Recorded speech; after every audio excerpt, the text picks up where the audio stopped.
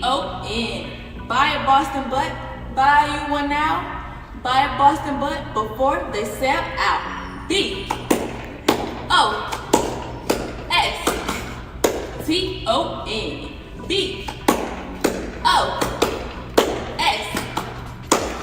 BOSTON. The Auburn High School cross country and track and field teams are having their annual Boston Butt sale. The Boston Butts are $40 each, and you can place your order via My School Shares or visit the counseling office to pay with cash or check. The deadline to order is Friday, February 2nd at midnight. Pickup will be on Friday, February 16th from 9 a.m. to 5 p.m. near the track entrance at Auburn High School. Please help support the cross country and track and field teams this season.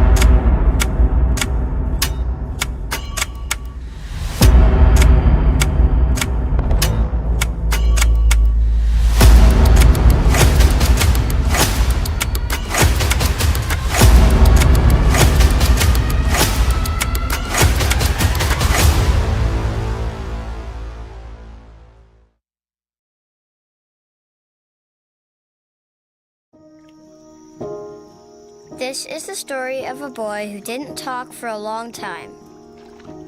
The boy liked things to always be the same. Any changes would scare and upset him. The unknown was an unfriendly place.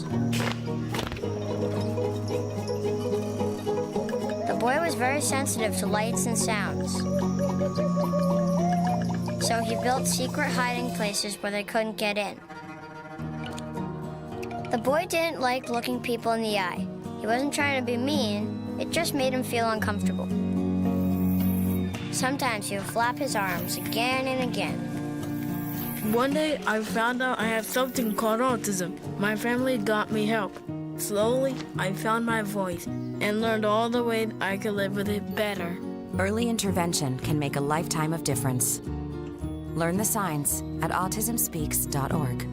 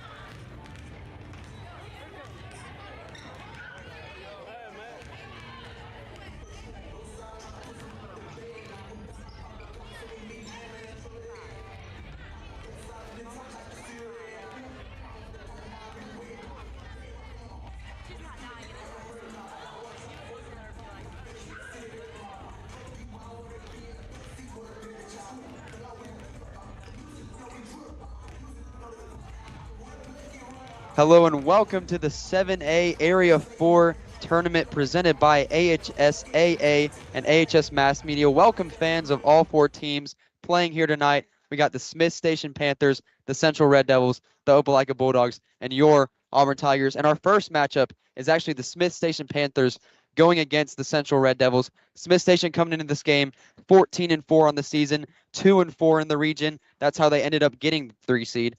And last game, they beat Booker T. Washington 57-35. Reese, What are you looking forward to in this game from the Smith Station Panthers? Honestly, trying to drive the ball inside and also protecting the outside shot from Central because, Central's key three-point shooter, Garrett Briggs, she's a great player. And I think you got to stop that there. And then also, offensively for Smith Station, just like I said, drive in, get some and ones, and then also try to get a three-point shot working as well. Yeah, Smith Station, a great team, just couldn't win the right games, ended up going 2-4 in that region, ended up getting the 3 seed. But watch out for number 1, Jasmine Thomas. She's the leading scorer for this Panthers team with 12.7 points per game. She's all over the court, offensively and defensively, and switching ends for the Central Red Devils. They finished 17-9 and 5-1 in the region. Head coach Rajita Williams, and last game beat Russell County 70-39. And you talked about Garrett Griggs, but talk about some other weapons starting for the Central Red Devil team. And I think it starts with Jabiria Lindsay. Yeah, Jabiria Lindsay, I think she's a great player. Honestly, great rebounder. We saw her earlier in the season when Auburn played Central, and I think she had 10 rebounds. I swear she had 10 rebounds against Yeah, and she's us. a guard too. Yeah, getting 10 rebounds. and with play like that, that's really impressive with a guard to get a lot of rebounds. And if she can do that tonight and just get it to her teammates in the right spot, I think Central can win. We're going to send you to our PA announcer announcing the starting lineups, but don't go away because we got Smith Station versus Central coming up right your way. Taylor Gottney and Reese Kinder on the call.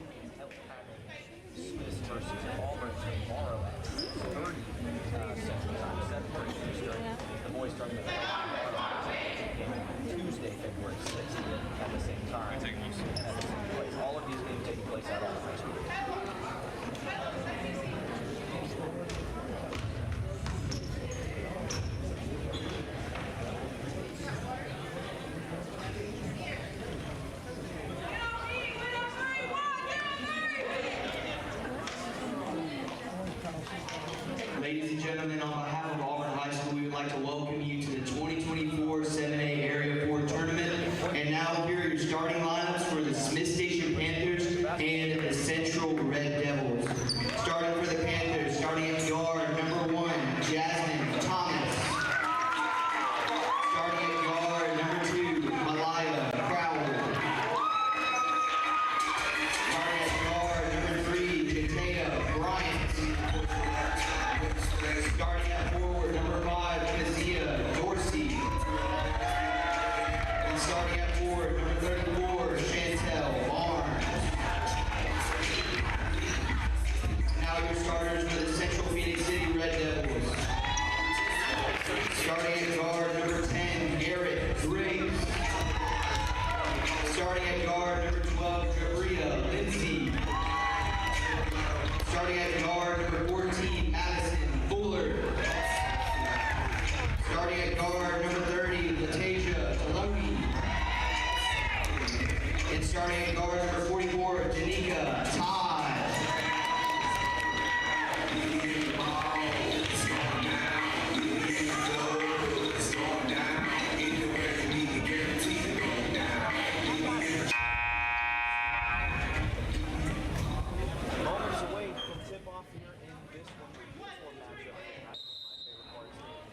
Hello and welcome back. Taylor Gottney and Reese Kinder on the call here in Auburn High School for the 7A Area 4 Tournament presented by AHSAA and AHS Mass Media. Smith Station Panthers, Central Red Devils getting ready to come onto the court. Starting 5 for the Panthers, number 1, Jasmine Thomas, who we talked about earlier in the pregame show. Number 2, Malaya Crowell. Number 3, Jatea Bryant. Number 5, Keziah Dorsey. And number 34, Chantel Barnes. And then for the Red Devils, as they win the tip, number 10, Garrett Griggs. Number 12, Jabiria Lindsay. Number 14, Madison Fuller. Number 30, Latasha Deloney. And number 44, Danica Todd. Should be a great one. Yeah, I think, honestly, like I told you pregame, I said that I think Smith Station has a chance to upset if the things go right for them. Has a little bit of trouble Already. on the tip. That's going to be Latasha Deloney with the ball up to Garrett Griggs. Garrett Griggs is taken away. Steal taken in by Crowell. Crowell up to Bryant.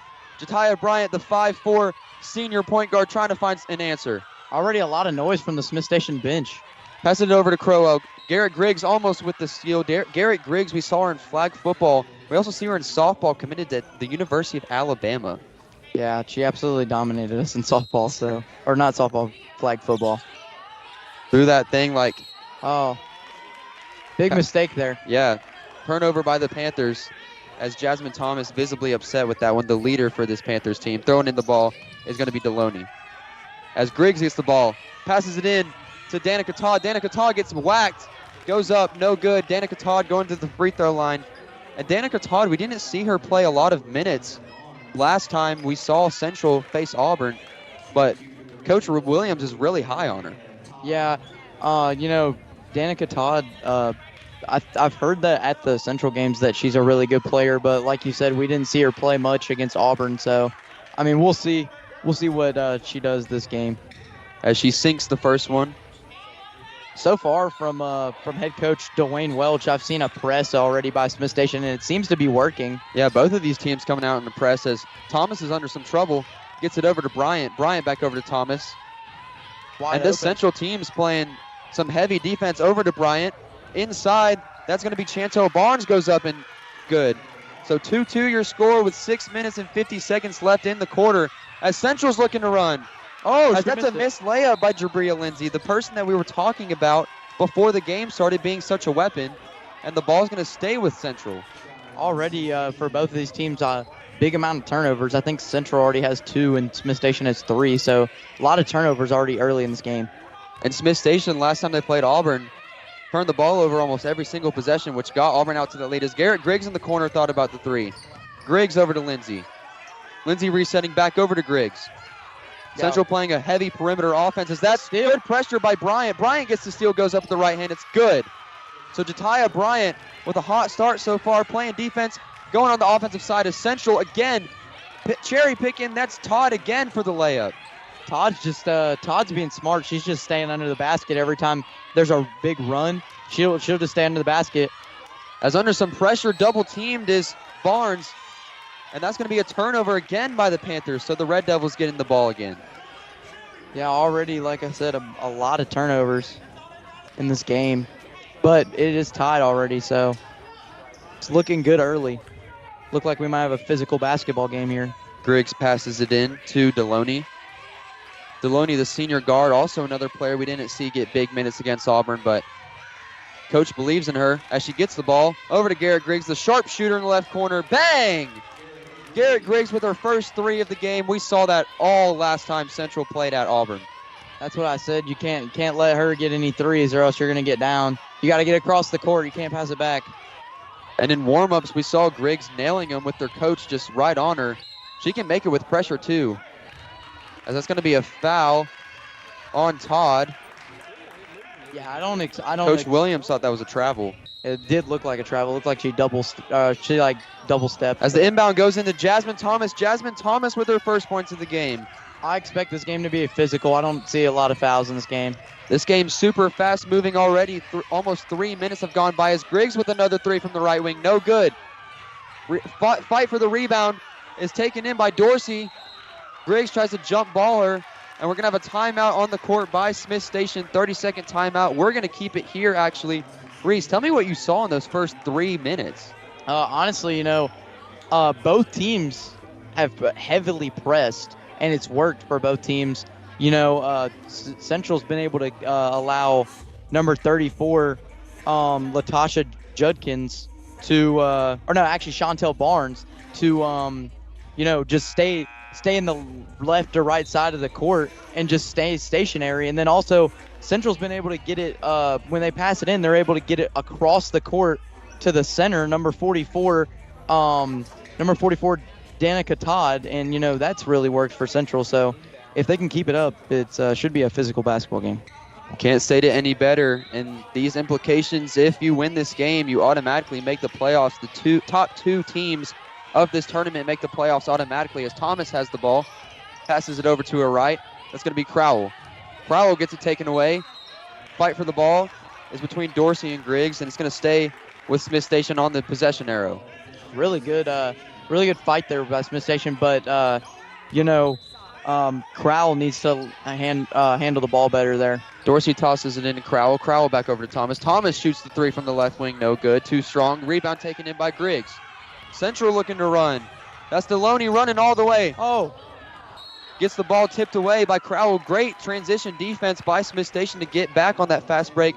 I think they learned their lesson in that timeout. I thought it was a foul, but the ball hit off her face. It wasn't a foul. Terrible pass As there. that's a steal taken in by Jabria Lindsay. Jabria Lindsay goes up with the right hand. It's good. Central up 9-6 with 4 minutes and 45 seconds left in this first quarter. Smith Station looking for an answer. This pressure of Central's really getting to the Panthers, as Barnes can't find any answer.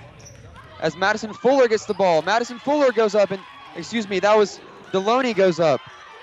And it's good. So far, Central's press is working, and that looked like a double dribble almost, but. And Coach Williams directing her team. Another steal for the Red Devils. Fight for the ball. No travel called on that. As Barnes took a step, Griggs gets it on the fast break. Is fouled by Crowell. This game, super fast-paced from the Red Devils so far, and you're actually family friends with head coach Rosita Williams. Tell us about her personality and how Central, she coaches her players, gets them out to these fast starts. She's a good basketball mind. I don't know which school she played at. It was either Auburn or Tennessee. We did our research before the game, and we couldn't really find that. But, I've seen her at the Auburn University women's basketball games, and she's a good basketball mind. She knows exactly what she's talking about, and I know how she prepares these girls to get ready for games like this. As on that possession for the Red Devils, Deloney missed it. Inside, that's going to be Chantel Barnes. Chantel Barnes goes up over Griggs, no good. Fight for the rebound is taken in, and she gets the ball taken away from her.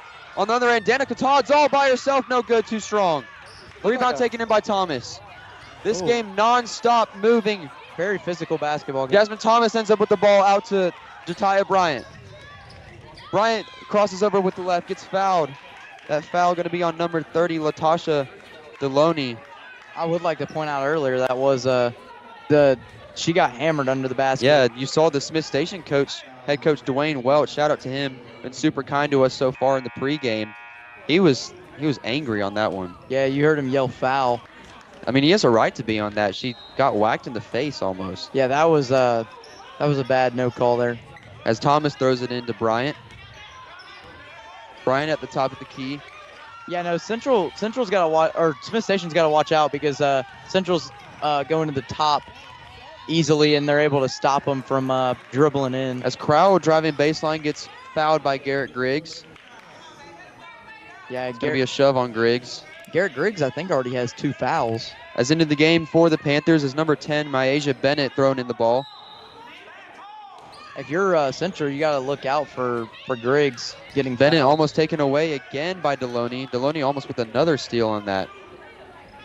Yeah, Smith Station, like we've seen so far, they haven't been able to beat the press too well, so they need to possibly in halftime. I know it's first quarter, but, in halftime work on the adjustments, or at the end of this quarter work on the adjustments. Thomas has it driving in. No good on the layup.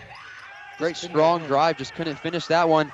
As again, Smith Station out on the break. Too fast for this Panthers team. Jabria Lindsay with her 4th points of the game. Having a great game so far.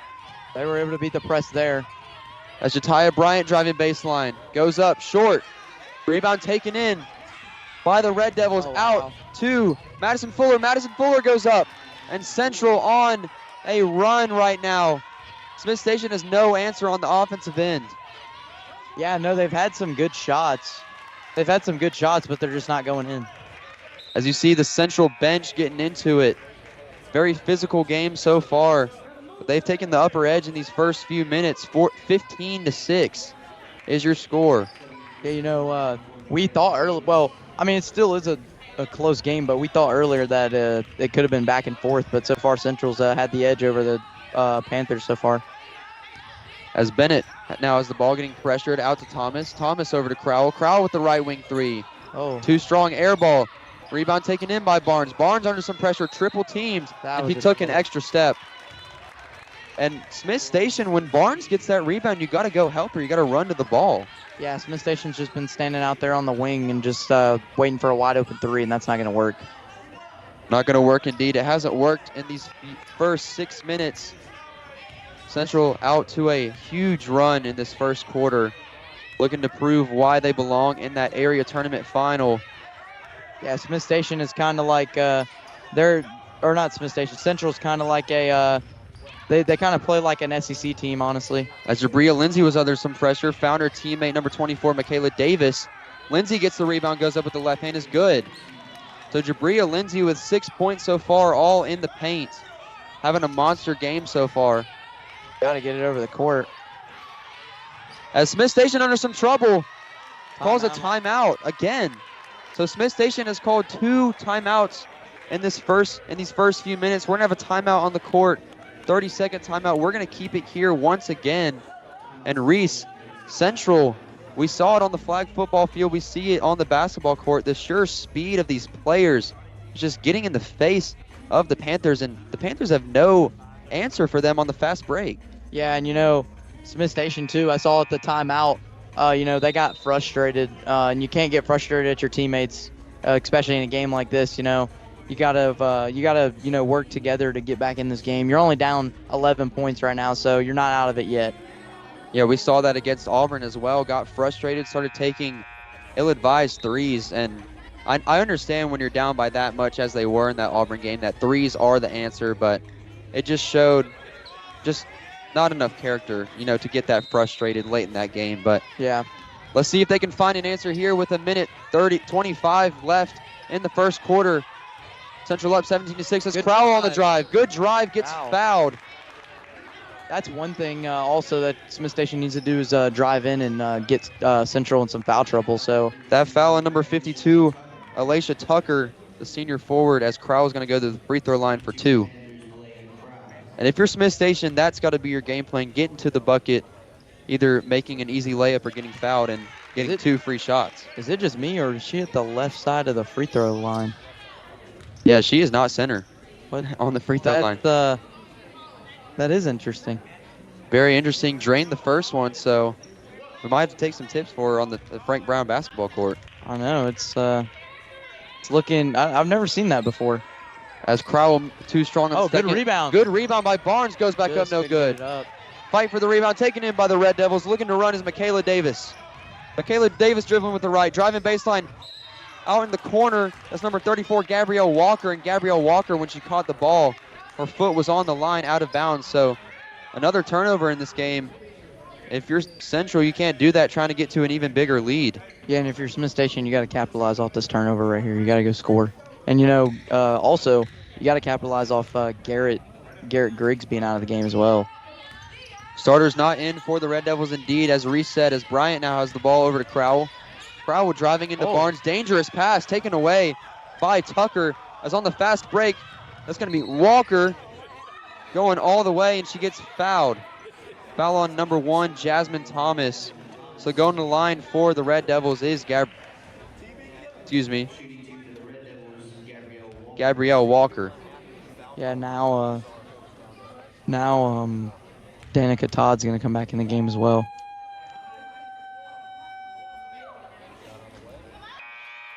Got to make the free throws. And Walker misses the first one. Coming to the game for the Red Devils, number 22, Majesty James, and number 44, Danica Todd. The menace on the fast break that we've seen so far. Yeah, Danica Todd and Barnes are the 2 tallest players on the court right now. As Walker scored on the second as well. Couldn't capitalize on that one as Crowell now has the ball. Crowell over to Thomas. Thomas getting a little bit of pressure in her face. Back over to Crowell. Crowell over to Bryant. Oh, wide open. As Thomas wide open for the 3. No good. Too strong. Fight for the rebound taken in by the Panthers. Good offensive rebound by Crowell right there. Over to Chantel Barnes. And Chantel Barnes with the little layup at the free throw line is good. Your score, Central 17, Smith Station 9 with 20 seconds left. Central looks into Danica Todd. Back out to Majesty James. Danica Todd could have shot that ball right there, but she just chose not to. Central resetting a bit, trying to take some of this clock off. James back over to Walker. Davis, Michaela Davis. This game will be a game of runs, I think. Michaela Davis dribbling with the right into the right corner. Pressure in the right corner. Jump ball. Possession arrow going towards Central. That was Gabrielle Walker in the corner that got pressured by Jatiah Bryant. And Jatiah Bryant, we've seen it multiple games. She has multiple games with 5+ steals. I know, that's big numbers, especially in high school. You only see those numbers in college or WNBA. as Davis slapping her hand on the ball. Wide open layup is taken in by Brenia Douglas, the 10th grade shooting guard. That's going to do it for the first quarter of the 2024 7A Area 4 Women's Tournament presented by AHSAA and AHS Mass Media. We'll see you for the second quarter. Quick ad break, but don't go away because we got more basketball coming your way.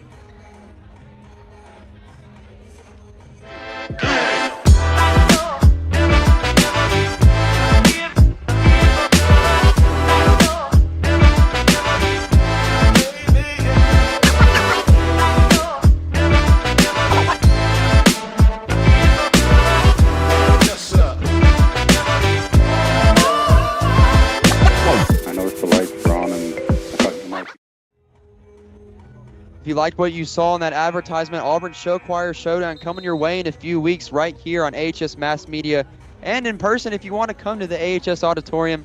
Me and Reese both in Auburn Varsity Singers. Reese, tell them what Show Choir has done for your life and how it impacts your day at school. Show Choir, it's amazing. It's been a good first year so far. Met a lot of good people, and we just won recently at Montgomery, so it's been fun. It's my first win in show choir in like 2 years. I haven't won. It's my first win in a while too. Yeah, I haven't won since 8th grade, so it feels good to win. Reese, a sophomore at Auburn High School. Myself, a senior at Auburn High School. Both in show choir, both in AHS Mass Media. We enjoy commentating these games for you as Crowell goes up with the mid-range. Good shot. Short.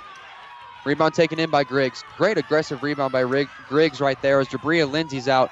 Oh, in wow. with the right hand over to Danica Todd. Danica Todd gets whacked on the arm, falls down, and the foul is called on Smith Station. That's going to be on number 1, Jasmine Thomas. If you're Smith Station, you got to make those shots. Those are really good shots that you're taking, and they're just not going in. So you got to make those shots if you want to win this game. Todd on the first is good. Yeah, that's Smith Station right now Central right now is only shooting about 25% from free throws, so not very good. Danica Todd is good on the second, draining 2 of 2. Central off to a slow start in the second quarter so far. Jasmine Thomas now with the ball over to Crowell. Crowell getting pressured again. That's going to be a foul. A little bit of miscommunication on the court. It was kind of weird because this ref over here kind of signaled for a jump ball, and the ref on the opposite end of us called a foul. But a little bit of miscommunication is going to be a foul. Yeah, 12-point game now, so Smith Station's got to watch out, or else this could get out of hand easily. Could get out of hand easily, just like the Auburn game, as Chantel Barnes is under some pressure over Crowell. Crowell driving in with the right hand, gets stopped by a brick wall in Todd, and Smith Station's out on the break. That's Gabrielle Walker going all the way, that's number 24, Michaela Davis driving all the way, putting it up with the right hand and good. Smith Station now up 23-9. Thomas getting pressured again. And gotta watch the trap. This Central defense loves these double teams, putting the Panthers under some pressure. As Jatiah Bryant thought about the shot inside to Chantel Barnes, and Chantel Barnes is whacked on the shot, going to be going to the free throw line. Smith Station's coach does not look too happy with his team right now. This defensive game plan for Central is working to a T. An absolute beauty of a defensive scheme right here. Well, like I said earlier, this is like an SEC game plan right here. This is what SEC teams design their game plan, is a 3-2 zone or full court press. So obviously, with her experience in the SEC, that's what comes to mind with this Central team's defense. Barnes short on the first. Coming into the game for the Red Devils, number 52, Elisha Tucker, and number 11 for the Panthers, Sydney Motley. Gotta make the free throws. As Barnes go on the second, nothing but net. Point for Smith Station in the second quarter as Central's on the offensive end. That wild pass inside to Lindsay corrals it. Lindsay goes up, air ball. Rebound taken in by Davis. Davis over to Tucker, and Tucker puts it up and in. So Central getting whatever they want on the offensive side so far. No answer from this Panthers defense. If you're Smith Station, you want to be down by at least 10 at half, bro. As that shot was missed by Motley. Fight for the rebound taken in by Bryant, but she steps out of bounds, so Central getting the ball back. Yeah, Yeah, like I said, you got to be down by at least 10 or 5 to 10 points at half. Like you can't be down by 20 to 15 or else you might not come back. Jabria Lindsay now with the ball over to Griggs. Griggs left wing three, short. Fight for the rebound, taken in by Tucker. Tucker goes back up, no good. Oh, here's the run. And Thomas corrals it. Thomas looking to run. Crossing over Griggs. Thomas goes up with the right hand, almost an and one layup.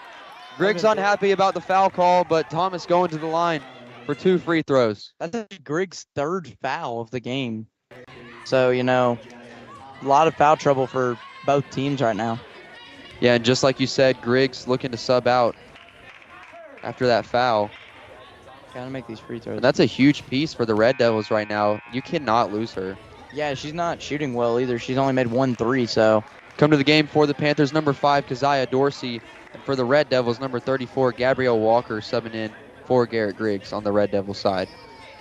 Thomas on the second is good. Both. That's key for Smith Station if they want to stay in this game. You got to make free throws. And a steal. Steal by Jatiah Bryant. Bryant looking to pull up from mid-range. Short. Rebound taken in by Jabria Lindsay. Jabria Lindsay, one of the fastest girls on the court, goes all the way. No defensive pressure by the Panthers. Just goes up super easily. That was a 2-on-1 right there. There was nothing you could do about that. And Jabria Lindsay, our pregame player to watch out for, is proven why her name is such a big name in this region. As Thomas looking for the three-point shot is Bryant, no good. Rebound taken in by Motley. Motley loses control of the ball. And looking to run is Davis. Davis going all the way with the right hand. Missed.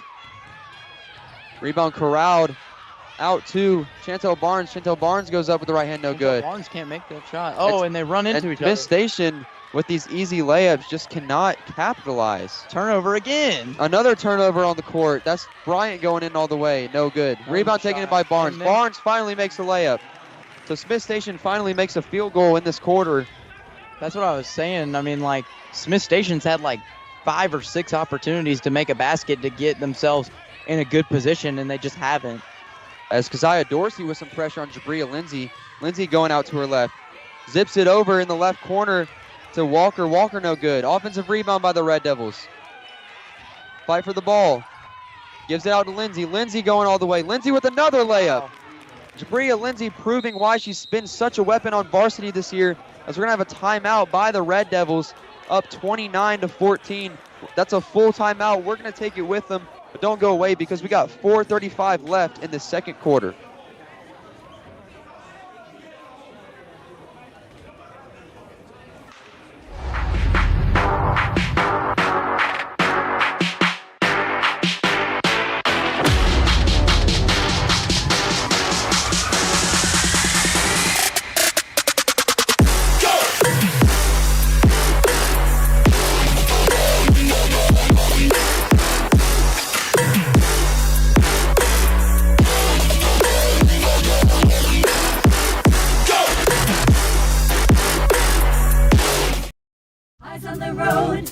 On the wheel, safely drive that automobile. Eyes on the road, hands on the wheel.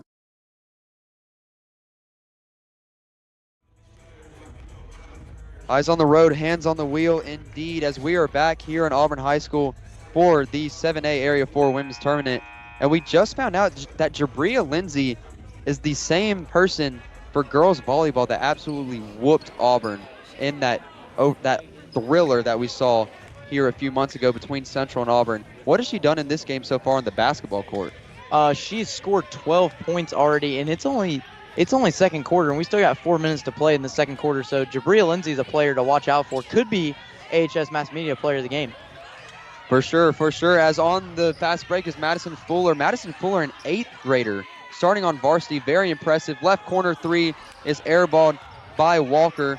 Fight for the rebound taken in by Lindsay, and Lindsay with another point.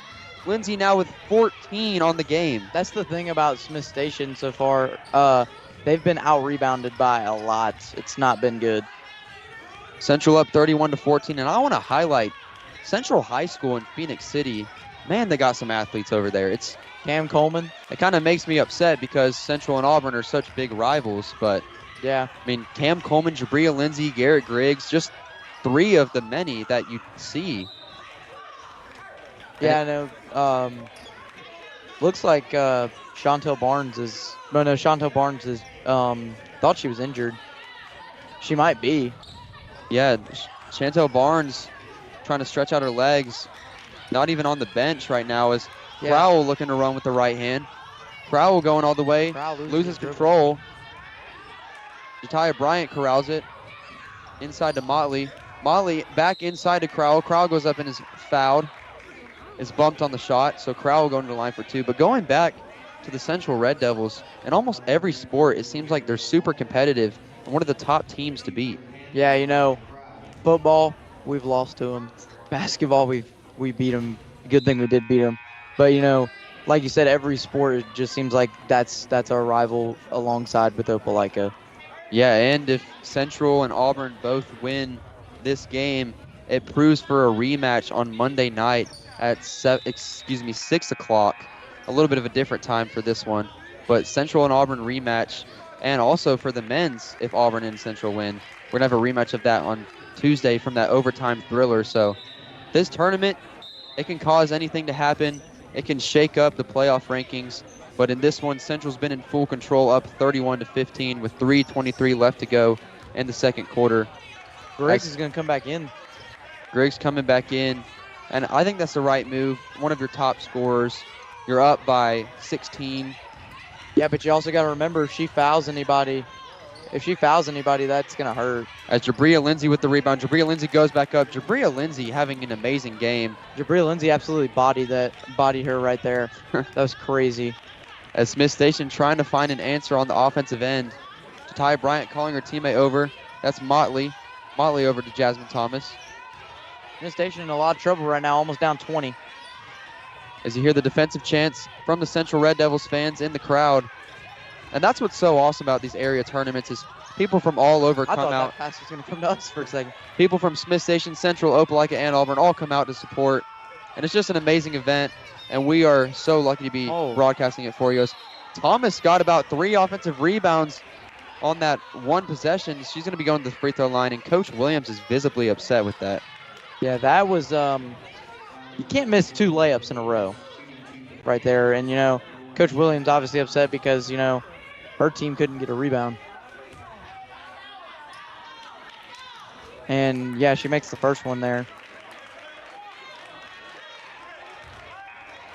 Yeah, it is a 17-point game. 17-point game. Thomas off on the second as well.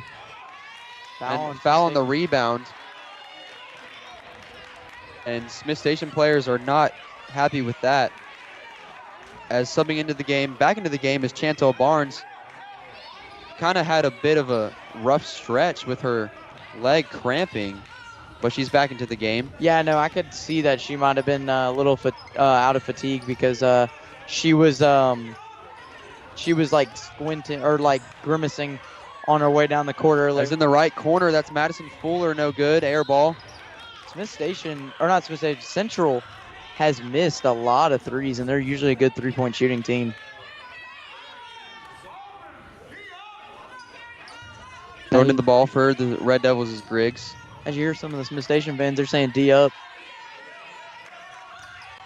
Smith Station bench trying to get their team back into the game as well. It's not over yet.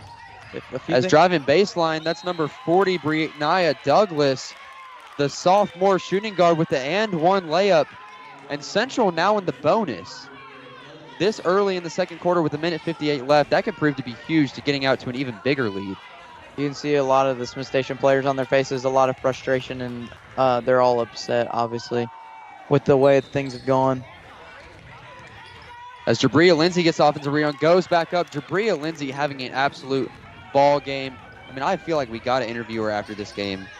Yeah, see what her mindset was throughout this one. She is absolutely insane right now. As Smith Station on the perimeter, Jasmine Thomas with the pull-up 3, no good. Tracks her own rebound. Actually, it's going to be taken in by Barnes. Rips it away as the ball's going to stay with the Smith Station Panthers as Jabria Lindsay tried to save it.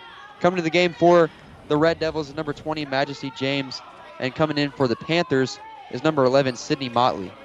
Yeah, right now, you know, it's looking like Central's taking this game over.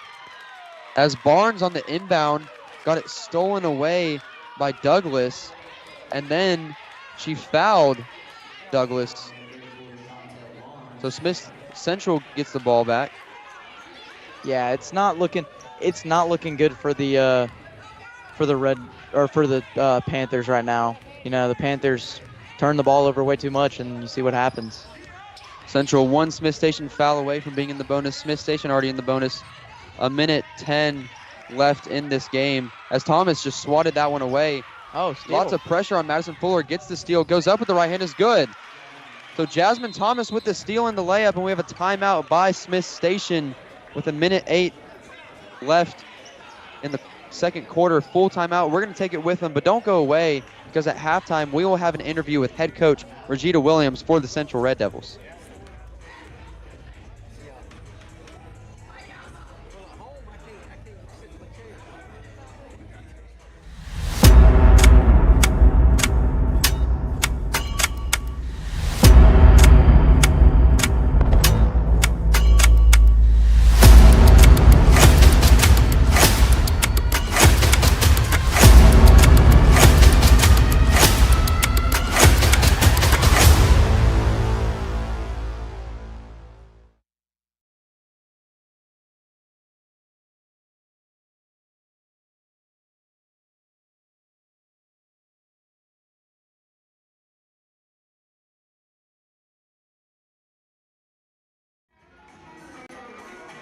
Be My Valentina, filmed by Lexi Gimperly, coming out soon.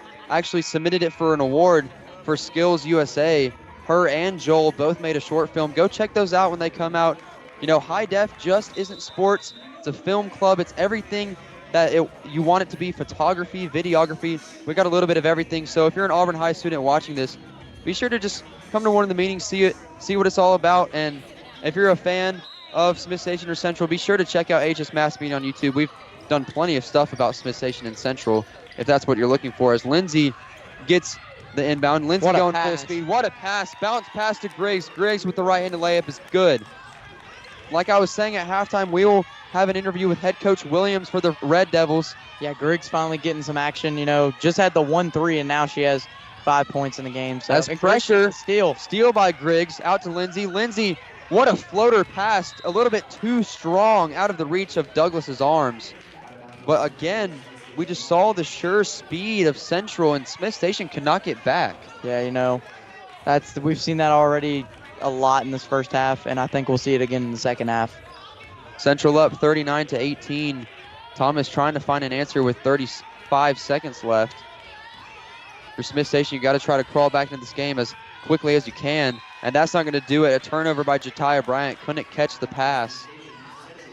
Yeah, she loses the ball there. You know, that's another bad turnover by the Panthers. So just a lot of bad turnovers for the Panthers in this game.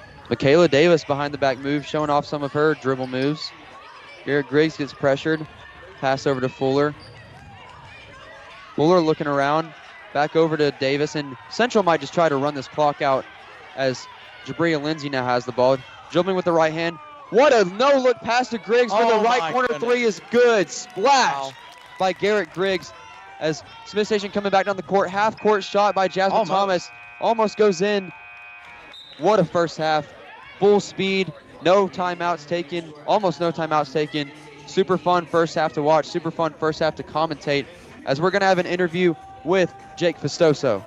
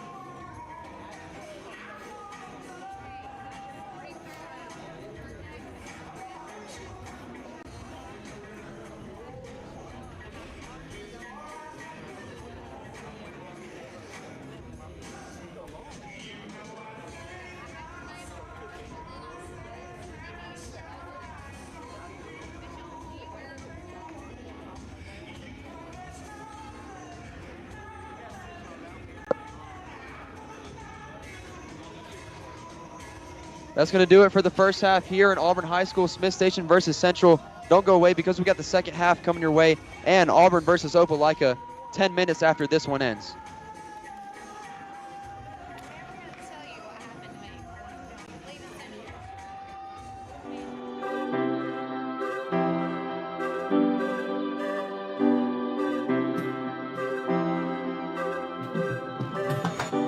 You can't tell how someone feels just by looking at them or what they share online. To the outside world, our lives may look perfect, even if in reality they aren't. I'm always worrying about doing well at school, and with the end of year test coming up, I'm not sure how much longer I can cope. My thoughts swarm around my head, sometimes keeping me up all night. Some days it's just all too much, and I feel like I'm lost in space. When I did badly on one of my tests, I just about kept it together until I got home. Then I broke down crying in front of my mum. She listened for a bit, and then she told me that, just like physical health, we all have mental health. It's our feelings, our thinking, our emotions, and our moods. She then said that feeling down, angry, and stressed is a normal part of life, just like it's normal to feel happy, confident, and carefree sometimes. We all have positive and negative emotions that come and go based on what's happening around us. These are everyday feelings. Good mental health means experiencing negative emotions. It's not always about being happy. Mum can relate to the feelings of stress. So when Mum suggested I take a break from everything and do something I enjoy, I actually took her advice. So I made myself a hot chocolate, snuggled up in a duvet and watched a film. And you know what? Afterwards I felt so much better. Mum should take her own advice. Most of us only ever share the good things. We don't like to share how we really feel. Every morning when I wake up, negative thoughts stream through my head. Getting out of bed and pretending I'm okay takes all the energy I have. As the day goes on, the negative thoughts turn from a stream into a river. The water rushes through my head so loudly it's hard to concentrate in lessons. And some days it's so bad it feels like a waterfall that's trying to pull me over the edge. Everything is so overwhelming. I didn't think my friends would understand if I told them how down I was feeling. But when Sasha opened up to me about how stressed she was feeling, I told her. I wasn't sure how to bring up how I'd been feeling, so I started by saying that I didn't feel like myself. Just her listening made me feel like she understood. She told me some things that had helped her, so I tried them too, but it didn't make much of a difference. Even when I tried to be around my friends, I felt alone. The things I used to enjoy weren't fun anymore. I was really worried about Andre and not sure what to do. He was quiet and wasn't hanging out with us like he used to. So I asked our head of year for some advice. He suggested I get Andre to speak to him since his negative feelings weren't going away. I didn't want to speak to our head of year, but I also didn't want to keep feeling so down, so I went. He said that sometimes we have overwhelming feelings that can be more intense than our everyday feelings. These feelings hang around for a long time and change the way we feel, think, and behave. They can stop us doing what we want to in life. That's what I was going through. He also said that if we're physically unwell, we let people know, we ask for help. It should be no different with mental health. Sometimes our overwhelming feelings are brought on because of things in our life. Sometimes they happen for no reason at all. After hearing this, I felt much less alone and it felt good to talk. Scientists have found exercise can help when you're feeling low, so our head of year encouraged me to sign up to the school football club, which Sasha was already in. I still have days when the river is there, but now I'm beginning to understand my mental health. I'm learning how to cope. Our head of year reminded me that my friends, family, teachers, and lots of others at school are there to help just as much as he is. I had no idea the people around me could be so understanding. And while it's not always easy to talk about my mental health, the person I'm talking to might be able to help. If you don't feel like talking, that's fine. You could try writing, sports, reading, art, music, playing with your pet, whatever makes you feel better. If you're the person someone talks to when they're struggling, just listen with no pressure or judgments. You don't have to have the answer. If you feel unsure about anything, you can speak to a trusted adult. Talking about mental health doesn't have to be difficult. After all, it's something we all have.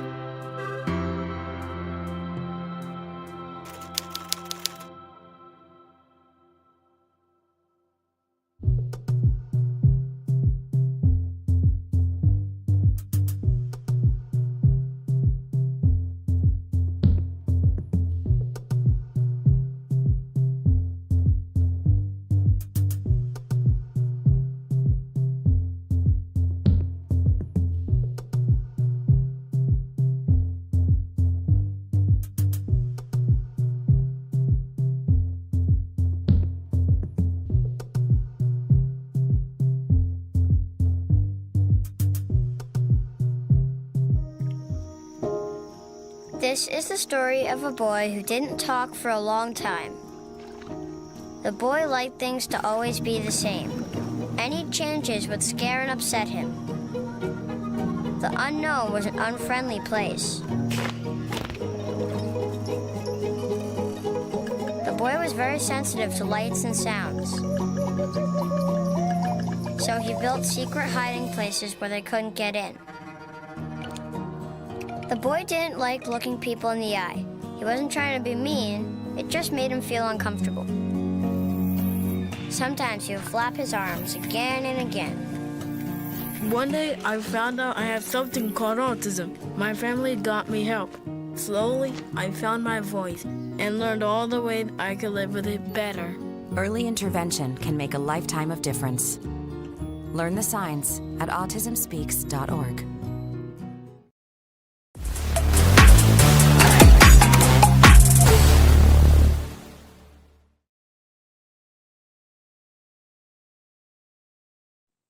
Hello and welcome to AHS Halftime here at Courtside. Taylor Godney joined by Reese Kinder.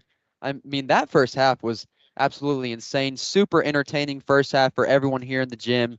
Both of these teams came out looking to play fast, but Central played a little bit faster. Tell me what you saw from Smith Station in the first half and what you would tell them as head coach Dwayne Welch. What do you think he told them at halftime? Honestly, like, you're down this much. You probably need to start shooting threes. Like, I mean, I know they haven't made many, but you got to start shooting some threes. And also from Smith Station, they turned the ball over a lot. That wasn't what I was expecting. I was expecting it to be close. I think we both were expecting it to be close considering their record, but Central's press just really worked against Smith Station. Yeah, and then for Central, like you said, the press worked. 17-9 on the season, 5-1. Your only loss coming to Auburn. I mean, and they're out rebounding them. Yeah, like what do you if you're Coach Williams, what do you tell your team at halftime when you're up by this much? And do you start pulling in some of the reserves? I mean, you probably just keep up with the game plan. The game plan was, designed to keep that full court press, and I think you just keep it up and, just continue what you've been doing. And I don't think you put in the reserves till about the fourth quarter, honestly. Show some respect a little bit, And as these two teams are getting ready for the second half, the 2024 7A Area 4 tournament presented by AHSAA and AHS Mass Media. We hope you've been enjoying the broadcast so far. First half was a score of 42-18 with the Central Red Devils leading. Winner of this game plays Monday night against the winner of Auburn versus Opelika, which we'll see later. So this game with huge stakes so far, but let's get ready for the second half. 42-18. Let's get it. Sure. The five coming out on the floor for the Panthers is number 1, Jasmine Thomas, number 2, Malaya Crowell, number 3, Jatiah Bryant, number 5, Keziah Dorsey, and number 34, Chantel Barnes. And for the Central Red Devils, number 10, Garrett Griggs, number 12, Jabria Lindsay, number 14, Madison Fuller, number 30, Latasha Deloney, and number 44, Danica Todd. Has some pressure on that steal. Garrett Griggs with the 3, no good. And Griggs has not had her best game today. Griggs with only 1 made 3 this game. Kind of surprising. What is her average with threes made? It's a lot. I know it is. I think her average is actually like 6 threes a game. I'm not even joking. Lethal shooter on the court as Lindsay bringing it up for the Red Devils now. Lindsay being pressured by Thomas. Yeah, there's that pressure. Lindsay swings it over to the right, over to Griggs. Lindsay back with the ball, resetting for the Red Devils. Lindsay over to Deloney. Deloney with some pressure. Griggs now with the ball. Griggs stolen away by Thomas. Jasmine Thomas going all the way with the right hand is good. Jasmine Thomas, the leading scorer for the Panthers on the season, leading scorer in this game as well. Wide open for Smith Station. Wide open three, missed. And Smith Station's going to get the ball. And Jatiah Bryant slows it down. I don't know. Could have gone up court to Chantel Barnes. Chantel Barnes was running down the court with no one on her. Yeah, I was getting ready to say that's happened a lot this game. Like, they haven't looked down court. They've been focusing behind them. As Thomas with the left wing three, no good. Fight for the rebound. Taken in by Jabria Lindsay. Jabria Lindsay, full court pass over to Griggs. Jabria Lindsay kind of looked like Garrett Griggs on the flag football field on that pass. And Griggs puts it up 4-2. Yeah, that was a good move by Griggs there. So Central now up 24, 44-20. And a little bit too aggressive on the defensive side, as that foul is going to be on number 14, Madison Fuller, excuse me. Yeah, Lindsay might be a lock for player of the game right now if she keeps it up. Throwing in the ball for the Red Devils, number 5, Keziah Dorsey. Keziah Dorsey talking to head coach Dwayne Welch. One of those girls that's not going to show up on the stat sheet as much, but her hustle and her defensive play is unmatched, and we've seen it throughout this game. As Jabria Lindsay with the steal. Oh. Lindsay, what a bounce pass up to Deloney, and Deloney got fouled on that, but no call. You got to look down court if you're number 2 Crowell. You know, you got to look down court because you know, your teammate Thomas was wide open. As another foul on Madison Fuller, that's 2 in a row. Yeah, you know, it's already a lot of foul trouble for both teams. You know, Briggs has 3. I think Crowell has like 3 as well. So, you know, foul trouble for both teams already. Thomas now with the ball at the top of the key. Trying to dribble to her left. Oh, wow. What a crossover. Wide open lane is no good. Rebound taken in by Todd. Lindsay's looking to run. Lindsay dribbling to her right. Lindsay going inside with the right hand is fouled. Good move there. Foul's going to be on number 2, Malaya Crowell. Number 3, Jatiah Bryant. As Lindsay's going to be going to the free throw line. And Lindsay's dribble moves are some of the best I've seen in high school women's basketball. That crossover to get to the lane that led to the foul was absolutely nasty. Yeah, Lindsay already has 15 points, I think.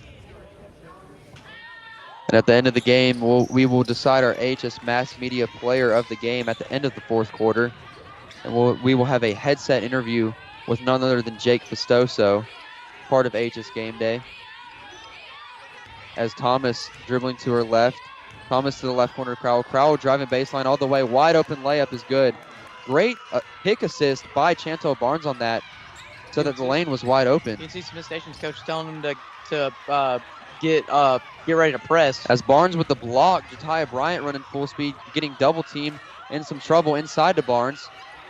Barnes passes it into Thomas. Thomas goes up, no call. Yeah, that looked like a foul. Thomas now pulls up from 3, wide open, no good. Thomas tracks her own rebound. Thomas is going to take it herself. Dang. And Jasmine Thomas putting this team on her back, but just cannot capitalize on the opportunities. As Chantel Barnes grabs possession of the ball. Thomas over to Dorsey. Dorsey goes in, no good. Rebound by Barnes, and Barnes finally gets fouled.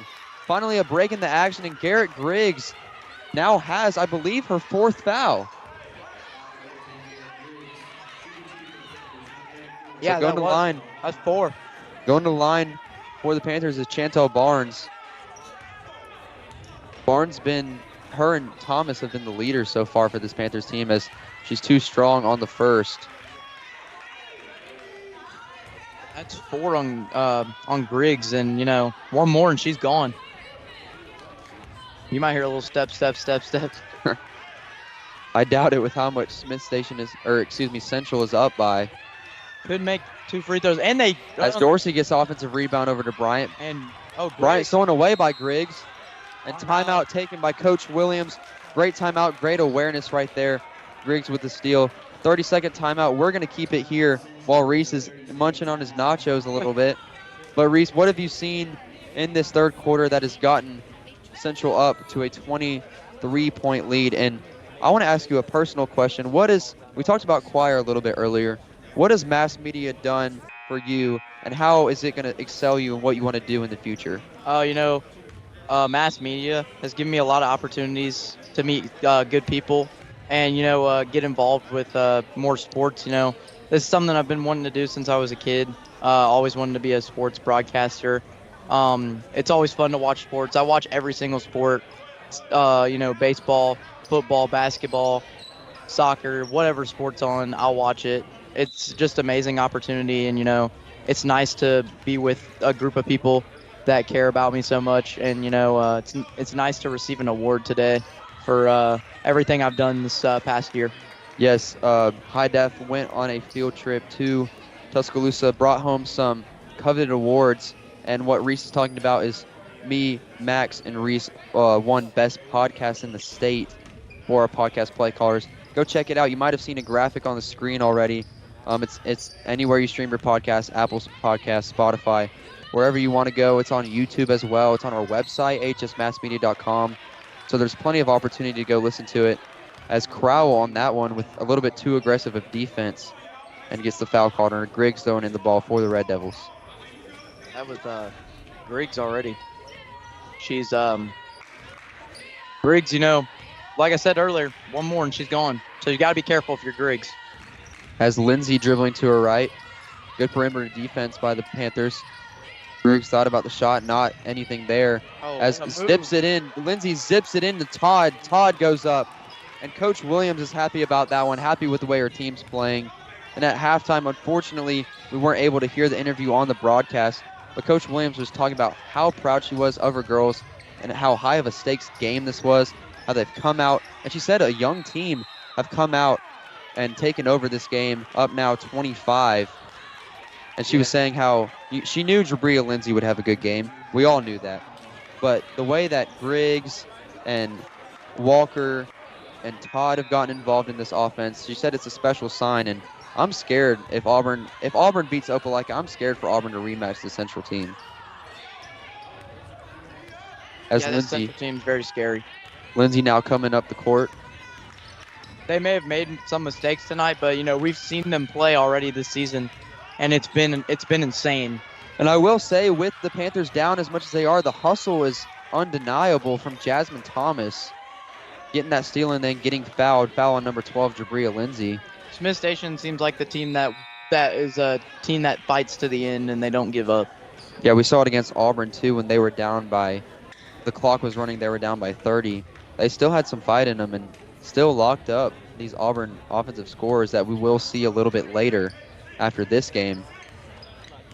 Yeah, that should be a fun game to watch. As in the right corner, that's going to be Myasia Bennett now into the game. As Bryant under some pressure dribbles inside pass to Bennett. What a pass. Bennett wide open for the layup is good. Myasia Bennett getting involved on the offensive scoring. 1.8 points per game and 33% on the season. As Griggs with the right corner three, no good. Griggs been off on her three so far. If she can make some of those, this could be a whole different ball game. Central could be up by about 50. Yeah, Griggs has shot about 5 of those and hasn't made any. As Bennett inside to Chantel Barnes, no foul called. Rebound taken in by Thomas. Thomas goes up and is good. Jasmine Thomas has not come out the entire game, it feels. I thought I heard the whistle for a second, but must have mistaken. As Smith Station with a little bit of life here, as is gone. On the other end, Madison Fuller drills the layup. I was about to say Smith Station with some life here, but that just kind of took the life out of them. As now Myasia Bennett, as Thomas now with the ball to the left corner. That's going to be Jatiah Bryant, no good, in and out. Lindsay on the rebound. Lindsay running full speed, outrunning Barnes. Lindsay decides to stop. Not really. Thought about the pop on the stop and pop, but no good. Timeout by Central. 30-second timeout by Central. We're going to take it with them, send you to a quick commercial break, but don't go away because we got more basketball coming your way.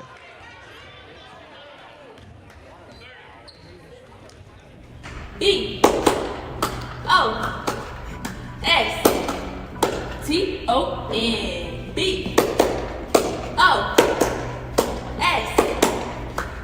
BOSTON. Buy a Boston butt, buy you one now. Buy a Boston butt before they sell out. B O S T O N. B O S T O N. The Auburn High School cross country and track and field teams are having their annual Boston Butt Sale. In the left corner, that's going to be number 40, Douglas, with the 3, no good. Smith Station with the rebound. Central, like we've seen already this game, Central has been wide open on threes and has not made them. So, as on the inside, that's Myasha Bennett again, almost with the and one layup, gets fouled. So she's going to be going to the free throw line. Myasha Bennett has had a big impact in this third quarter for the Panthers. yeah, you know, the Panthers so far still down 23, so got a lot of work to do to come back. A lot of work indeed to come back. This fourth quarter might be super entertaining if they can do it, but Bennett drains the first. We did see that in men's basketball, actually, when Opelika came here. Opelika was down by about 15 in the fourth quarter and ended up coming back and almost winning, so it was pretty good. As Bennett drains the second one, 2 for 2 on that trip to the line, as the Red Devils coming down on the other end. New 5 in for the Red Devils. Number 24, Michaela Davis now with the ball. In the right corner, wide open. That's going to be number 34, Gabrielle Walker, no good. Now they're going to take it again. They're going to start running with it again. So Thomas running full speed out into Barnes. Barnes goes up and good. Barnes just too strong on that layup, going over number 34, Gabrielle Walker. As Smith Station, again with a little bit of life here, putting some pressure on the defensive side. As driving is Latasha Deloney into the left corner. That's Walker. Walker, no good. Dang. Rebound taken in by Motley. Smith Station the press is really working, and also three-point shooting too is just like Central can't make anything. Bryant over to Thomas. Thought about the shot. Bryant with the pump fake going in. Free throw range shot is no good. Air ball. And that's going to be out on number 52, Alasia Tucker, staying with the Panthers. And you hear the Smith Station fans saying, let's go. We got some life here. And on that inbound, a little bit of trouble, Motley. Thomas dribbling with the left. Inside on the left side is good. So Smith Station only down 17 now with 30 seconds left in this third quarter. Oh, she lost it. Head coach Welch getting into it. Smith Station with some momentum right now. Bennett Bryant with the steal. Went out of bounds off the offensive player's foot, as number 12, Jabria Lindsay, coming back into the game for the Red Devils. We might have a game here in the fourth quarter if Smith Station can make a shot with a few seconds to go. And you see Jasmine Thomas on the inbound. She looks absolutely gassed. She hasn't come into the game a single time. To me, it looks like all the Central players are gassed right now. The Central right now, you know, I think all of them are gassed, and also Smith Station too. Like you said, Jasmine Thomas is very gassed right now. As Thomas is going to take the right corner shot. In and out. That would have been big. That would have been a huge one, but it's no good. And Jabria Lindsay coming down on the other end. Running foot for foot with her is Thomas. Jabria Lindsay going all the way inside. No call on the layup, as rebound is taken in by Motley. Motley doesn't put up a shot. And we had a little bit of a run from the Panthers to end the third quarter. You see the hype on the court, center court.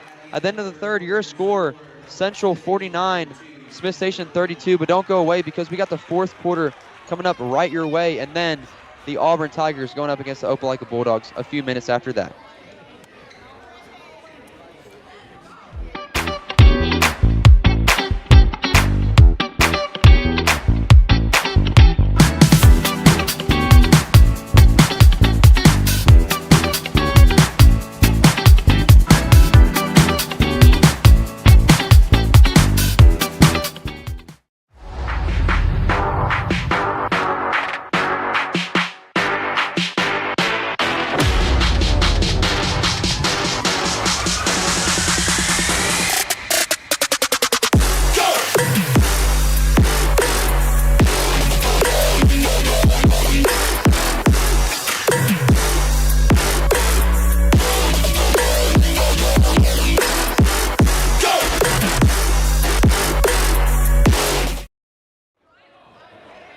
Hello and welcome back to the 7A Area 4 Women's Tournament Semifinal, presented by AHSAA and HS Mass Media. This matchup, we had Smith Station and Central, And Smith Station with a little bit of life at the end of that third quarter came out hyped for this fourth quarter now with the ball.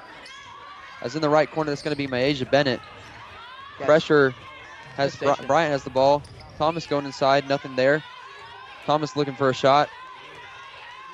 Has pressure right there by number 14, Madison Fuller. Thomas with the open shot. Open look, no good. And if Smith Station can make some of these threes, this is going to be a completely different ball game. As I scooted my chair back, thought that we were about to get absolutely lasered by a player. As Lindsay now with the ball. And interesting information about Jabria Lindsay. You want to tell us, Reese? Jabria Lindsay actually has an offer from the University of Mississippi State in the SEC. So, you know, she's an SEC caliber player. That tells you if she's getting offers from teams like that. Only as a sophomore, too, which is insane. Steal. As a steal is taken in by Sydney Motley over to Thomas. Dangerous pass to Thomas, but Thomas goes up. No good. Rebound fought for. Taken in by Lindsay. Lindsay with the full court pass up to Madison Fuller. Madison Fuller good on the layup. We've seen that 3 times from Jabria Lindsay now. 3 assists coming off of full court passes on the fast break. As Bryant under some pressure to get it past the half court line, as Thomas now has it in the right corner. Thomas tries to throw it inside to Chantel Barnes, but it's tipped away by Lindsay. So Smith Station is going to keep the ball. Yeah, Smith Station, you know, they've gotten back up to where they were a minute ago. So now that obviously tells you this game might be over. Because like you said earlier, if Smith Station could have made some of those threes, they would have been they could have been in this game. As Fuller thought about the 3 dribbles, 1 dribble inside, no good. Thomas now on the fast break, 3-on-1 all by herself, goes up and is fouled. Wanted the and 1, but she's going to be going to the line for 2. And what can you tell me about Jasmine Thomas's hustle so far? You know, we know she's the leading scorer, 12.7 points per game, 35% shooting on the season. But what have you seen from her specifically in this game? You know, just overall a very, very athletic player, and she hustles all the time. I don't see her taking a break at all. You know, she's basically carrying her team on her back tonight. She's 9. And, you know, that shows a lot of the players, they're carrying their team on their back, that they like their team very much. And, you know, she's really gelled well with the Smith Station team. So, and also I think she's had a great season this year as well. So as Thomas makes both free throws, like you said, great season so far. If Smith Station's season were to end tonight, as we have a steal, got another steal, then you can't blame Jasmine Thomas for that. It's just in and out, but then back in. As Lindsay gets the rebound, goes back up and is fouled. But what I was saying is, if Smith Station's season did unfortunately end tonight, you can't blame it on Jasmine Thomas giving everything she has every single minute of the game. I would blame it on turnovers tonight for Smith Station. It's really been turnovers in all 4 of their losses in the region. There are only 2 wins coming against Opelika, losing to Auburn twice and Central twice. Really just turnovers kill them every single game as Lindsay drills the first one. Yeah, and also, you know, I think what else hurt, I think, was also the threes, like you said, that didn't go in, because those looked like they were going in. As Lindsay drilled the second one as well, nothing but net on both. As Dorsey now with the ball. Bryant now at the elbow, high post. Fight for the ball between Motley and number 40, Bernaya Douglas. Possession arrow pointing towards the Red Devils. 5:50 left to go in this fourth quarter. Central up 53-34. You know, I told you that Central would come out of the half just you know, keeping that press, and they have, and wide open. As Lindsay inside to Danica Todd. We've seen that all game. Danica Todd at the elbow. She's being an absolutely insane weapon. As Jatiah Bryant caught the ball, tried to pass it to her teammate, and took an extra step. But Danica Todd has been all over the court. How many points does she have in this game? And what can we expect from her in that area championship if they were to make it at the end of this game against Auburn or Opelika? Danica Todd actually has 6 points this game. 7 points actually this game. And, you know, I'm expecting her to be a key player in that game. Because say Auburn were to win that Auburn-Opelika game, Soraya Daniels is a menace on the inside. Super tall, super agile player. And she would kind of counterbalance that as Griggs with the left wing three is no good. Griggs struggling from the field tonight as Lindsay now has it at the top of the key. Yeah, Griggs has only made 2 shots tonight for Central, and that's not usual for her. As Lindsay behind the back move, loses control for a second. Into Danica Todd. Todd back to Lindsay. Lindsay with the left hand gets kind of pulled down. Aggressive play right there between Keziah Dorsey and Jabria Lindsay.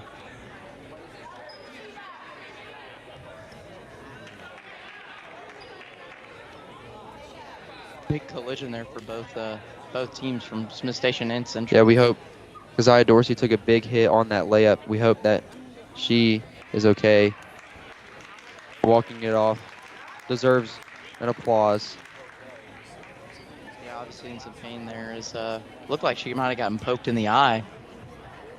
It almost looked as when Lindsay was driving, not Jabria Lindsay's fault, her elbow kind of caught her eye area. Yeah.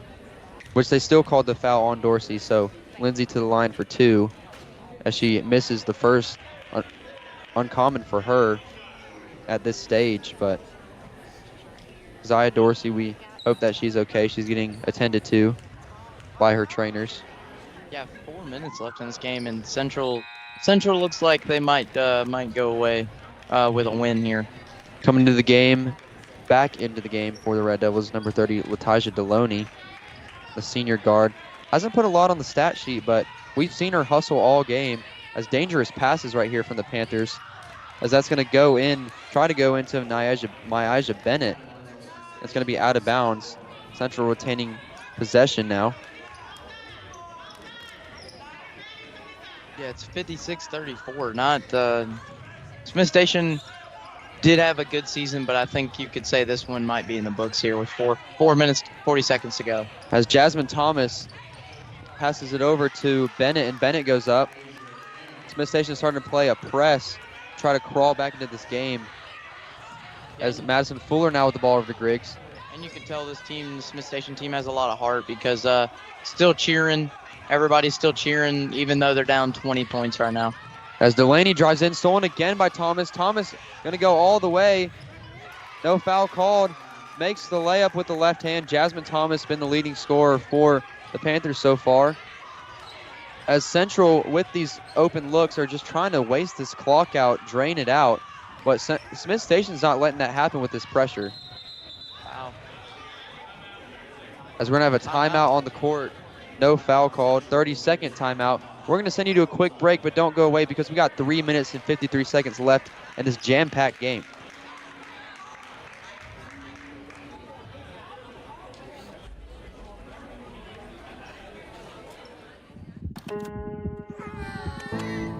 Our story was begun by someone else. Our story was often shaped by generations before them. Our story was forged and maybe even defined by the experiences of our childhood. But it doesn't need to be. You can be the author. Learn how at numberstory.org. Eyes on the road, hands on the wheel, safely drive that automobile. Eyes on the road, hands on the wheel.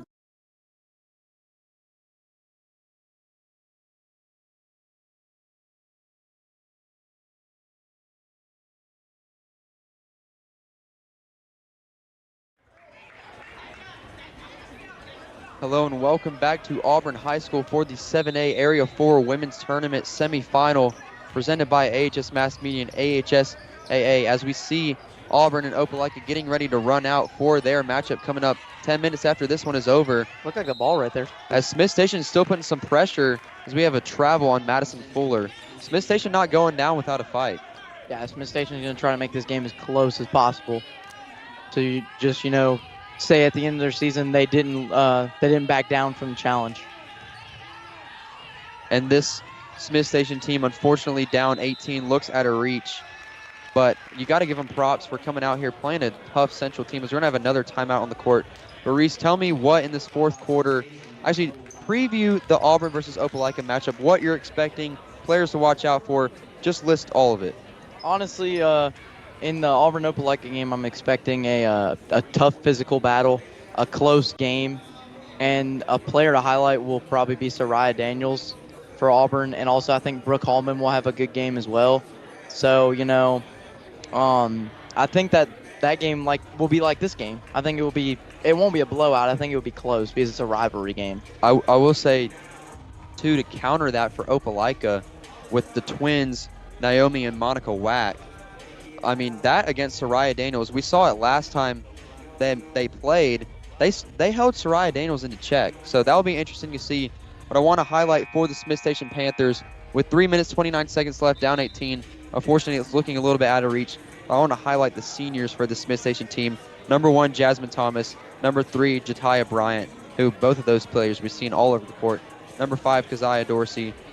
And number 32, number 34, Chantel Barnes. So this Smith Station team, a lot of seniors, and also number 12, Jayla Cochran, who we have not seen come into the game yet. But this Smith Station team, 5 seniors total, playing their hearts out though. You got to give them props for that. Yeah. As Barnes now getting pressured in the right corner, drives baseline, pull-up jumper. She's fouled on the arm by number 52, Alicia Tucker. So Chantel Barnes is going to go to the free throw line. A little bit of communication between Barnes and her coach, Coach Welch. Yeah, it's Smith Station right here. You got to make these 2 free throws so you can get down by 16 here. As she sinks the first. Yeah, honestly, it's been a great game here with first game in this area tournament. A lot of physical play. Can't wait to see the next game coming up soon. As Barnes drills the second, Smith Station only down by 16. The lowest deficit we've seen in the second half. As Griggs in the left corner thought about the 3. Barnes with a good closeout. Griggs didn't pull it. As Griggs pulls that one, no good. Griggs is missing wide open shots. And if Central is going to play the winner of Auburn versus Opelika, then they got to start making these threes, especially with Griggs. Well, see here, Smith Station might still have a chance if they can get a 3 off here, but that's a steal almost. Pressure by Jabria Lindsay, almost a steal, as Jatiah Bryant arguing with the referee about the call, thought she was fouled. Did look like a foul. Yeah, from here it definitely did. Ref's way closer, though, as you can tell, as Thomas now with the ball at the top of the key. Yeah, 2:37 to go, and I think there's a chance. Like I said, there's a chance. And that was a makeup call foul. That foul going to be on number 52, Alicia Tucker. And I will say, I think that was a makeup call from the Jatiah Bryant pressure.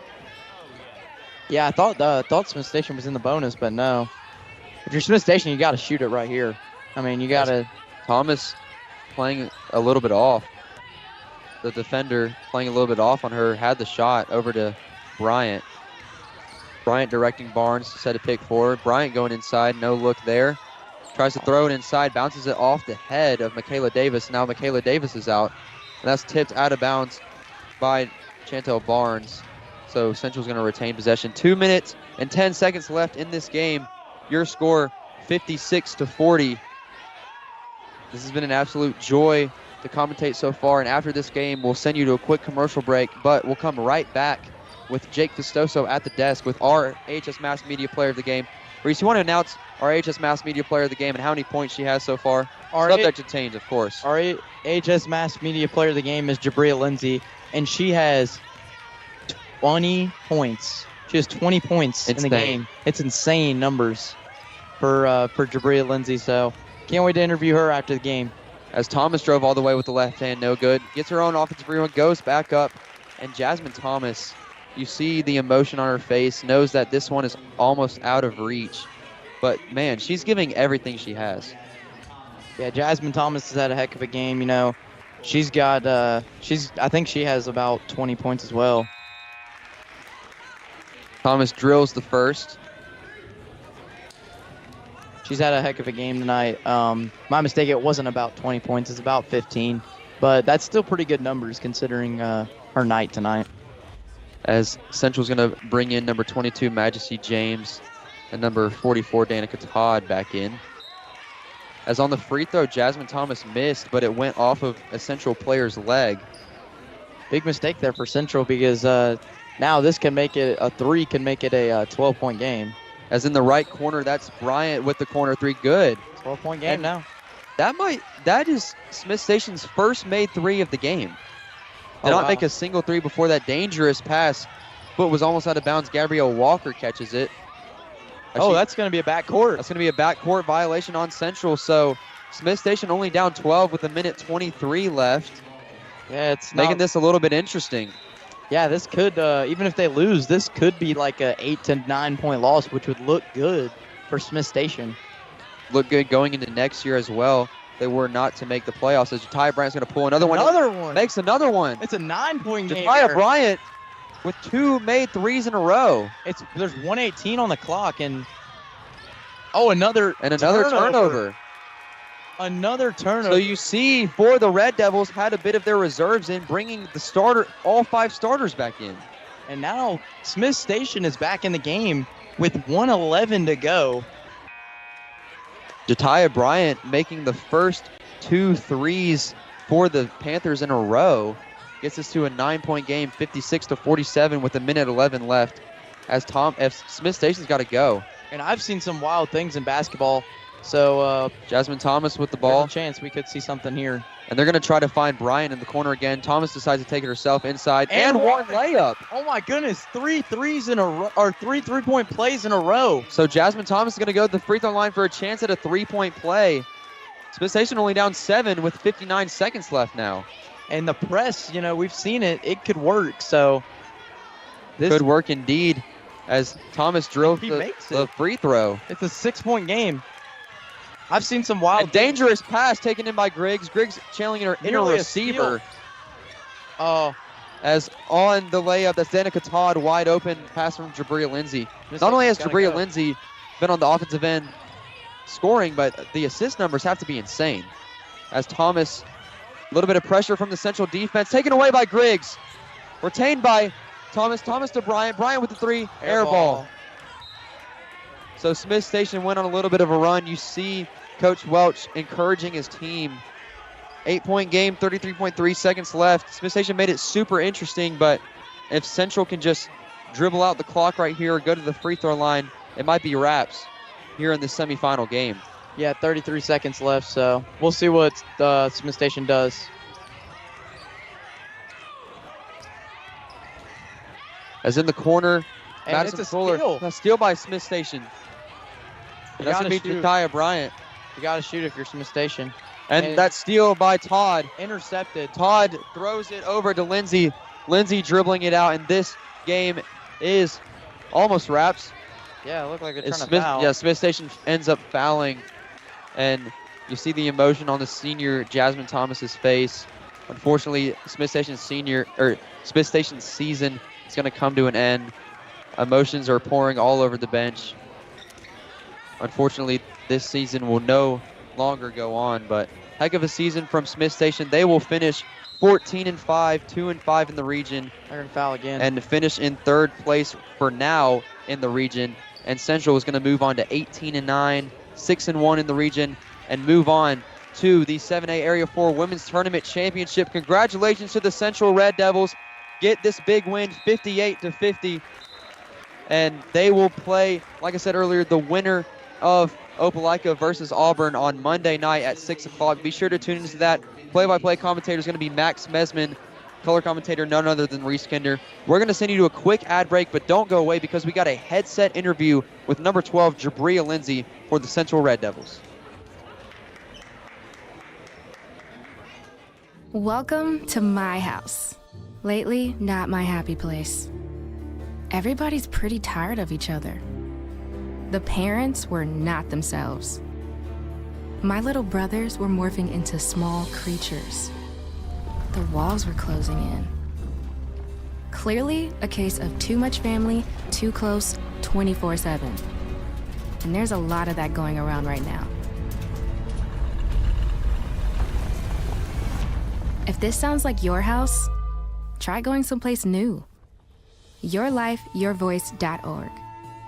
You'll find lots of ideas to help you handle the family stresses of being confined to close quarters. YourLifeYourVoice.org. It might not get you out of the house, but it could help you find a little more breathing room.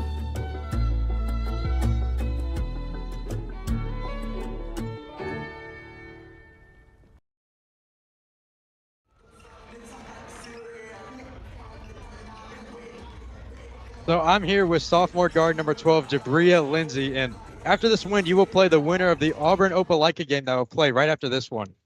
How will you and your team prepare for either of these matchups? We're gonna watch the first two halves just to see what's basically what we'll be playing against. And we've played against both of these teams twice, so I think we'll be okay. Also, we're gonna go back to practice, just be in the gym and watch film and just work on our game. How were you and your team able to outperform Smith Station and take home this win? Just working hard, playing as a team, listening to our coaches, remember what we worked on in practice and just staying disciplined and just being focused the whole game. How did your stellar performance of 20 points affect this outcome of the game? I mean, I don't really know. I think I worked really hard to get the points, I guess, and just make sure my team stay on top and just do what I had to do to keep us in the game or keep us above Smith Station. All right, my last question is, what does it mean to you to have your talents already recognized by multiple schools, including Mississippi State, as a sophomore? It's really like my dream come true. As a kid, I really wanted to like just be really good at basketball and go as far as I can. And just I really thank God because I wouldn't be where I am without him. And also he's kept me from injuries and just always had me in the right place, I think. Well, absolutely. Thank you, Jabria, Thank for this you. interview. And great game.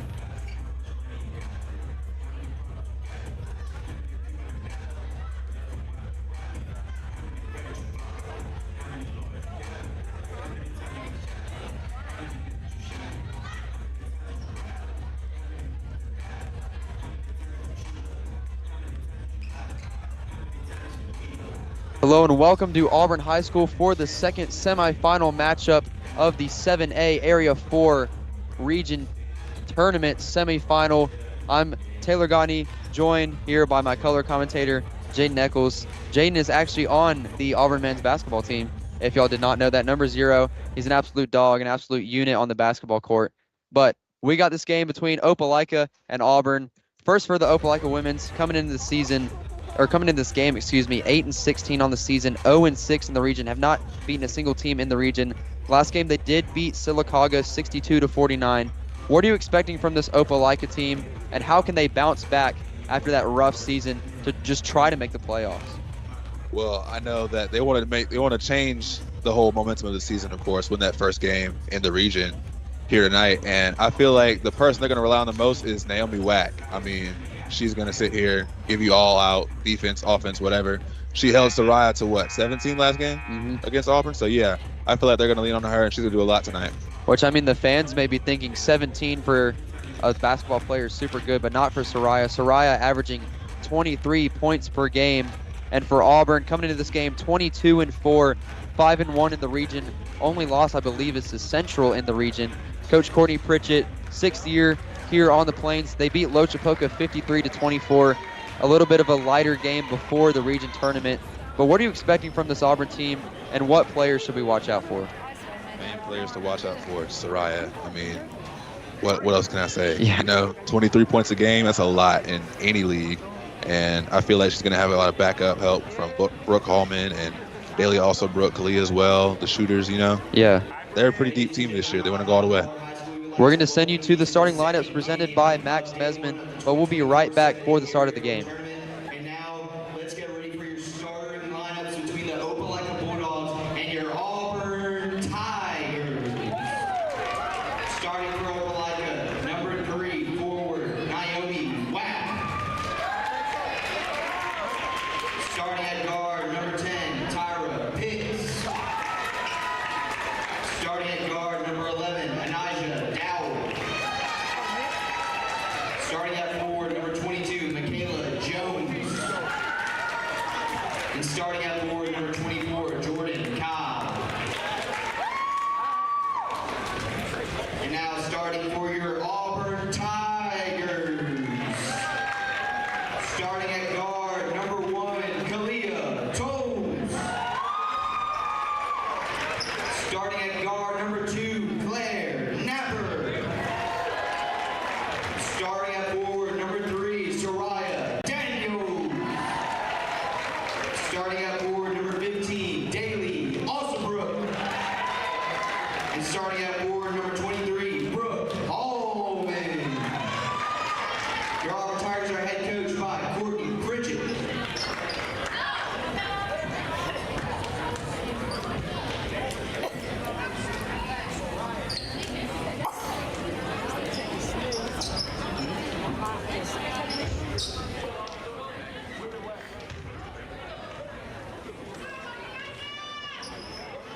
Hello and welcome back to Auburn High School. Taylor Gagne joined by my color commentator, Jaden Eccles, and we heard those starting lineups. The starting 5 for the Opelika Bulldogs, number 3, Naomi Wack, the player that Jaden said to watch out for. Number 10, Tyra Pitts. Number 11, Anijah Dowell. Number 22, Michaela Jones. Number 24, Jordan Cobb. As Auburn wins the tip-off, but starting lineup for the Auburn Tigers, number 1, Kalia Toles now with the ball. Number 2, Claire Napper. Number 3, Soraya Daniels. Number 23, Brooke Hallman. And number 15, Daly Alsabrook. So the Tigers looking to get it to a hot start. Kalia Toles tries to throw it inside to Brooke Hallman. It's a turnover for the Tigers. And the Tigers have 69 turnovers on the season. Not a lot in those 26 games that they've played, but not a good one there. It's the inbound pass, Naomi Wack over to Tyra Pitts. Tyra Pitts driving inside with the layup is good. So Opelika now up 2-0. Tyra Pitts on the layup as Kalia Toles running back down the court over to Daly Alsabrook. Alsabrook with the layup is good. So these two teams coming out hot, coming out running full speed, as we almost had a steal by Claire Napper right there as the ball came right to me. Naomi Wack throwing in the ball for the Bulldogs. There's Anijah Dowell now with the ball. We saw her in the Reindeer Games tournament have big performances against Hanley and Auburn. As Claire Napper tries to throw it inside to Daniels, and it almost seems like Opelika has a double team on Daniels on the defensive side. Yeah, I'm ready. They know they're gonna have a big game on her with her. So sit here and just try to shut her down early. As Toll's driving inside, is fouled on the shot. That foul going to be on number 24, Jordan Cobb. And Toll's is going to go to the free throw line for 2. So, Jaden, you play basketball with the men's. How often do y'all practice with the women's or, watch the women's games? Watching, I will say a lot. Not everybody is required to go, of course, but we all go when we can. And occasionally we'll sometimes, in the mornings, we'll have a little scrimmage, whatever with them.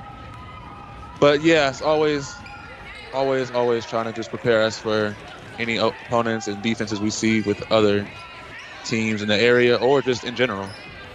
Yeah, and the success of the men's and the women's team is insane. You don't see that at a lot of high schools where both of the teams play at the level that these two do, but this women's team is looking to make that final for the area tournament that we just saw Central clinch, as Brooke Hallman now with the ball. Brooke Hallman's an absolute baller with 16.5 points per game, and that's her flag football duo right there. Dynamic duo, Daly Alsabrook and Brooke Hallman getting involved early.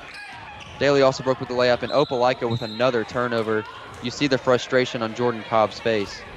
Back to Brooke Hallman and Daly Alsabrook. You don't see too many duos like that. A lot of chemistry between the two. They're always just doing everything together. They always rely on each other, and their trust is really big between the two of them. Yeah, and it seems like Claire Napper has kind of become the trio as well for the Auburn team. Yep. Claire Napper, of course, not playing flag football like Brooke and Daly do, as Napper all the way to the hoop. And Claire Napper only averages 5.3 points per game on the season, but she's a huge defensive weapon. And I was actually talking to Coach Pritchett. Her hustle is unmatched by anyone else in this team. As Naomi Wack drives in all the way. No good on the layup. And Kalia Tolles with the rebound gets fouled. And that foul going to be on number 24, Jordan Cobb. So Jordan Cobb already with 2 personal fouls on the game. You see the early frustration on Opelika's face here tonight. Down 7-2. Still early, yes, but things are not going their way. Momentum's kind of getting away from them. And we saw it in the Central Smith Station game that was right before this. We didn't get to tune into that. Central beat Smith Station to move on to the final. Sarai Daniels makes that layup. But that Central Smith Station game, it was a lot like this one. Super close in the first few minutes, but Central, just the strong power of them and all the talent that they had on that team, just pulled away. So hopefully that can happen to Auburn this one. Pitts thought about the right wing 3 over to Wack. Wack just pulls it from the top of the key. Is good. And that's what I was telling you earlier. Naomi Wack is 6 foot, super tall, such a defensive weapon, but she can also pull the 3, and that is just absolutely deadly at her size. As Tyra Pitts now on the right wing. Inside number 20, Sanaya Bulger. And Bulger has it ripped away by Toll's jump ball. Possession arrow going to keep it with Opelika.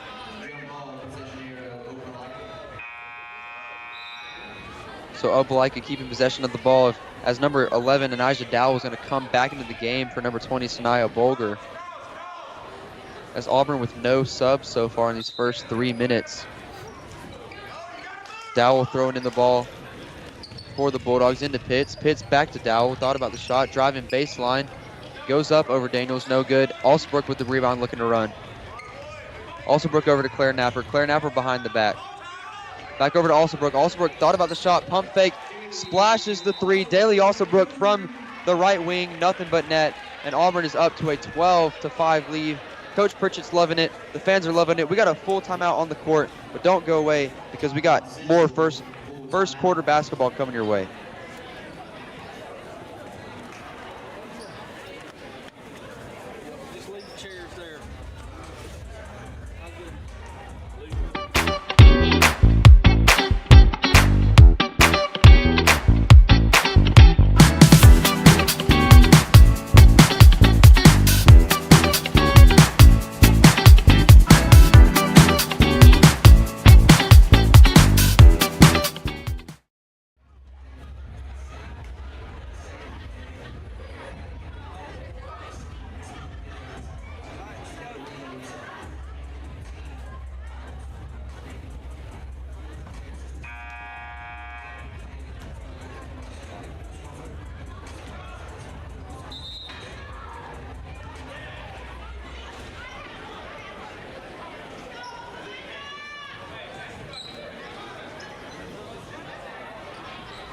Hello and welcome back to Auburn High School for the 7A Area 4 semifinal between the Opelika Bulldogs and the Auburn Tigers.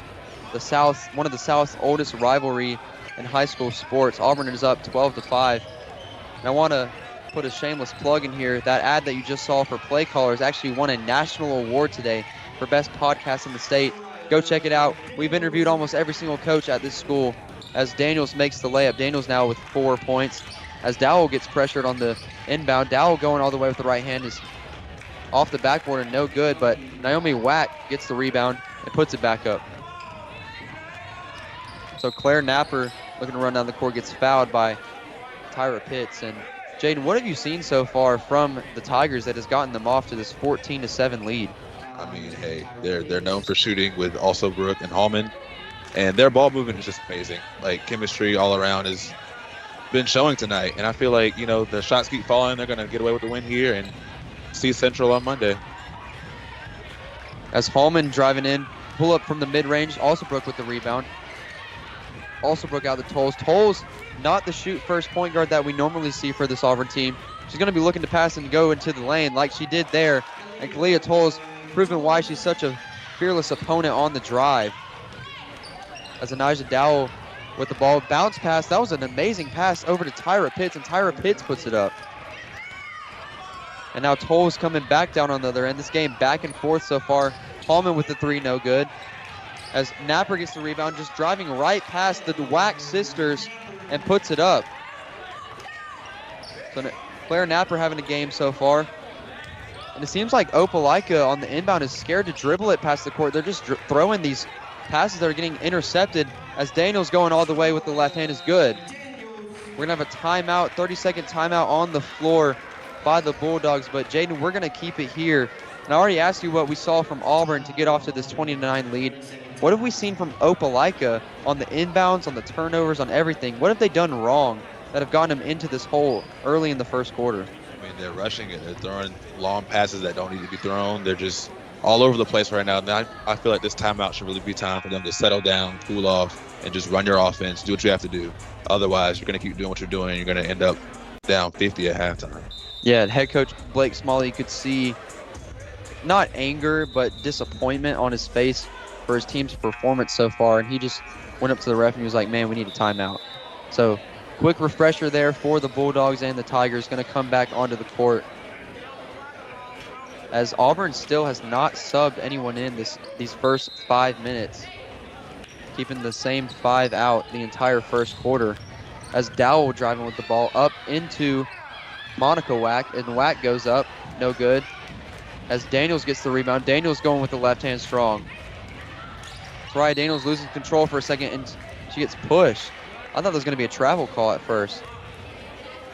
That foul's going to be on the Bulldogs. Number 22, Michaela Jones. And Opelika already at 4 fouls in these first 5 minutes. So Auburn 1 foul away from being in the bonus in this first quarter. As Napper throws it into Kalia Tolles. Tolles trying to work her magic over to Hallman. Auburn looking to get a perimeter shot right now as Napper has it.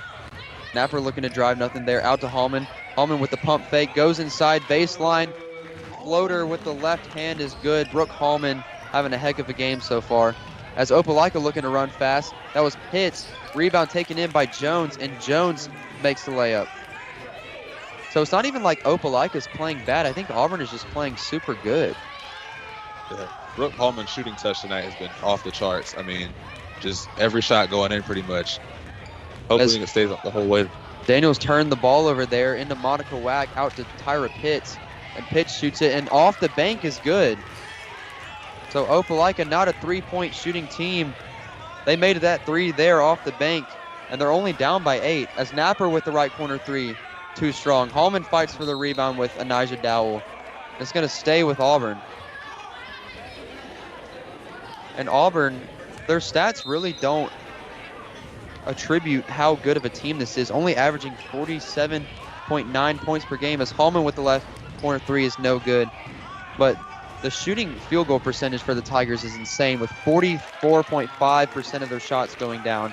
So they're not going to score in bunches. But when they score, they're going to take smart shots, and they're going to make them. Just like y'all, almost. Yeah, just running your offense. That's what the coaching duo of Pritchett and Brandt do. As Toll's now trying to direct her offense with the play from Pritchett over to Napper. Napper thought about the three, took an extra step, kind of second-guessed herself right there if she was going to drive or take that shot. One thing you got to do in basketball, when you make a decision, you got to stick with it, good or bad. See, this is why I like having you as the color commentator, because I would never know that, because Taylor Gottney is unathletic, doesn't play basketball. Hits into Monica Wack. Monica Wack goes up, fouled by Kalia Tolles.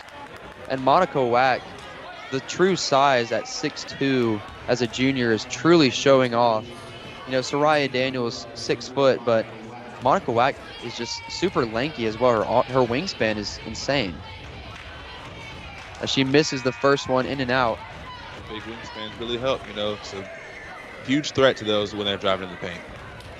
Have your arms up, almost scares the defender. Coming in the game for the Tigers is number 24, Avery Bally. Coming in for Claire Napper as Monica Wack misses the second. Got to capitalize on those 2 free throws, only down 6. As Tolles into the left corner for Alsabrook. Alsabrook, I thought that was money, but no cigar as Tyra Pitts now has the rebound. Holman playing some perimeter defense on her. Pitts inside to Monica Wack. Monica Wack, no good on the layup, gets her own rebound, goes back up, and rebound taken in by Soraya Daniels. So Tolles is going to take it down. Pressure from Wack there. Over to Holman. Holman with the right wing 3. Splash! That's that shooting touch. Nothing but net from Brooke Holman right there. Auburn shooting 37% from the 3-point line this season. And this game, they're about 4 for 5. So proving why we're such a lethal 3-point shooting team and why people have to guard almost every player on this team. As Naomi Wack missed it, got her own rebound and went back up. So now Daniel's going to come down on the other end. There's going to be a kickball violation on Naomi Wack. 17.2 seconds left. Auburn up 7, 25-18 in this first quarter.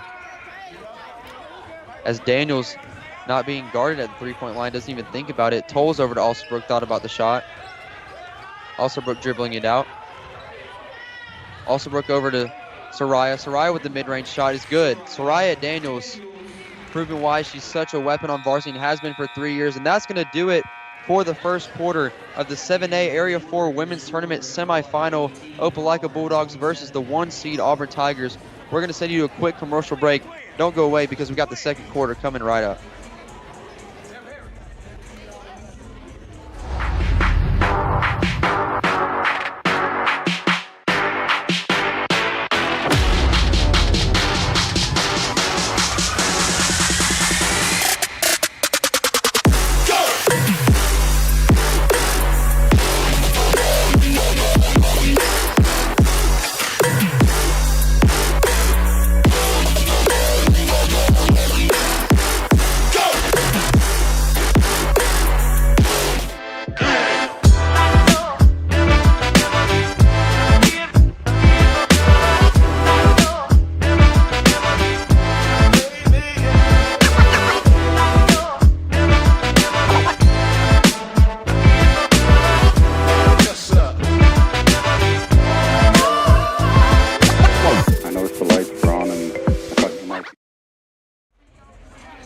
Hello and welcome back for the second quarter of this 7A Area 4 Women's Tournament Semifinal.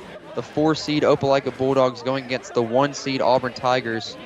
And this game has been all Auburn Tigers so far, only up 9. You think the score would be way higher, but what did you see in that first quarter from both of these teams that led to this Auburn lead? I will say one thing that does go unnoticed in all sports, honestly, is work ethic. And I will say that all that work is paying off for the Tigers here tonight. I mean, all the constant shooting drills and whatever they do in practice, even after our practices and even in the mornings, all of it's paying off now with that shot from Holman. God, Brooke Holman with another 3. All they ever do is work on those. I was going down every shot. And as a basketball player yourself for the high school, how do you not let your emotions get the best of you in these big games for the region? You know, top 2 teams from the region make the playoffs, which is such a huge deal So how do you not let your emotions get the best of you in this rivalry game? You're always going to have adrenaline. That's one thing you're always going to have. So just as long as you know how to control yourself in those moments, and then when you're getting down, know you're human. You make mistakes. That's stuff going to come with anything in life. So as long as you keep your right mindset, you'll be fine. As Soraya Daniels kept the right mindset right there, nailed the three. Auburn now up 15. It seemed like you blinked your eye and Auburn just took a huge lead with 2 threes in a row. As Opelika trying to find an answer is whacking the corner over to number 15, London Garner. And Garner trying to find an answer, almost poked away by Kalia Tolles and Avery Bally fighting for it. Soraya Daniels ends up with it. Daniels dribbling to her right, going inside, bounce pass to Tolles is poked away by Garner. It's going to stay with Auburn. As Hallman's going to throw in the ball for Tigers.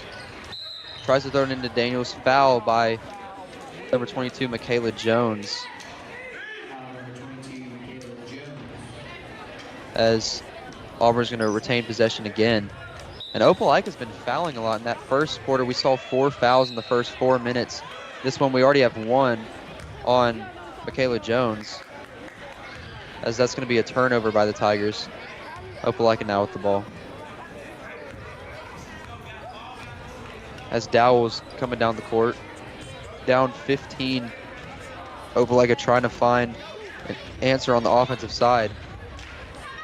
Dowell over to Naomi Wack. Almost stolen away by Claire Napper again. And Opelika just not making good passes right now. Just sloppy all-around ball. They're kind of letting the game get away from them at this point. Do you ever get tunnel vision in these big games against your rival area tournament and everything? Do you ever get tunnel vision and make bad decisions just randomly? Sometimes, yeah, you want to play hero ball when you're down big or whatever, but it's always about the team. So just keep everybody else involved and you'll be fine. As Soraya Daniels made another layup. As Naomi Wack shoots it off the bank is good. Naomi Wack seems like she has every single point for the Bulldogs so far. As Alsbrook wide open in the right corner, splash. This Auburn team has come out shooting and come out fast, and it's proving to be worth it. Now up 18 as Avery Bally fights for it, and Tolles retains possession. Tolles coming down the court. Over to Claire Napper. Napper driving inside. Pull up mid-range is good. The court vision and hustle of this Auburn Tigers women's team is just amazing tonight, keeping them in the lead.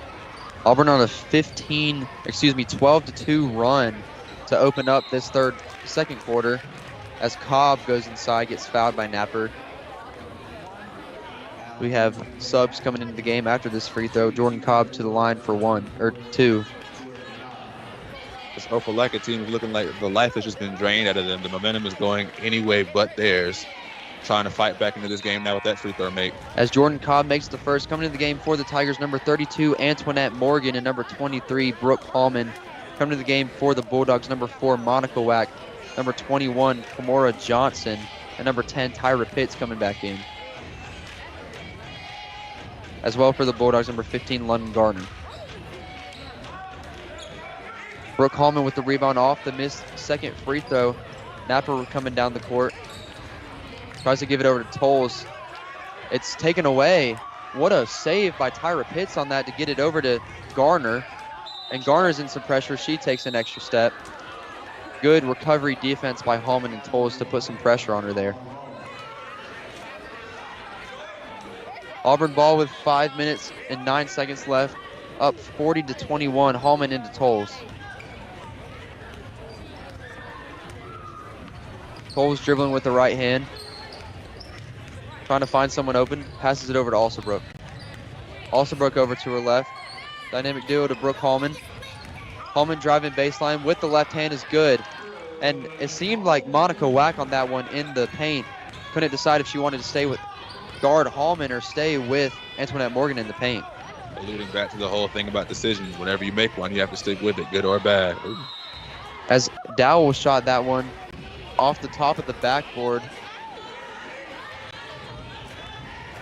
And Cole's going to come back up the court, now up 21.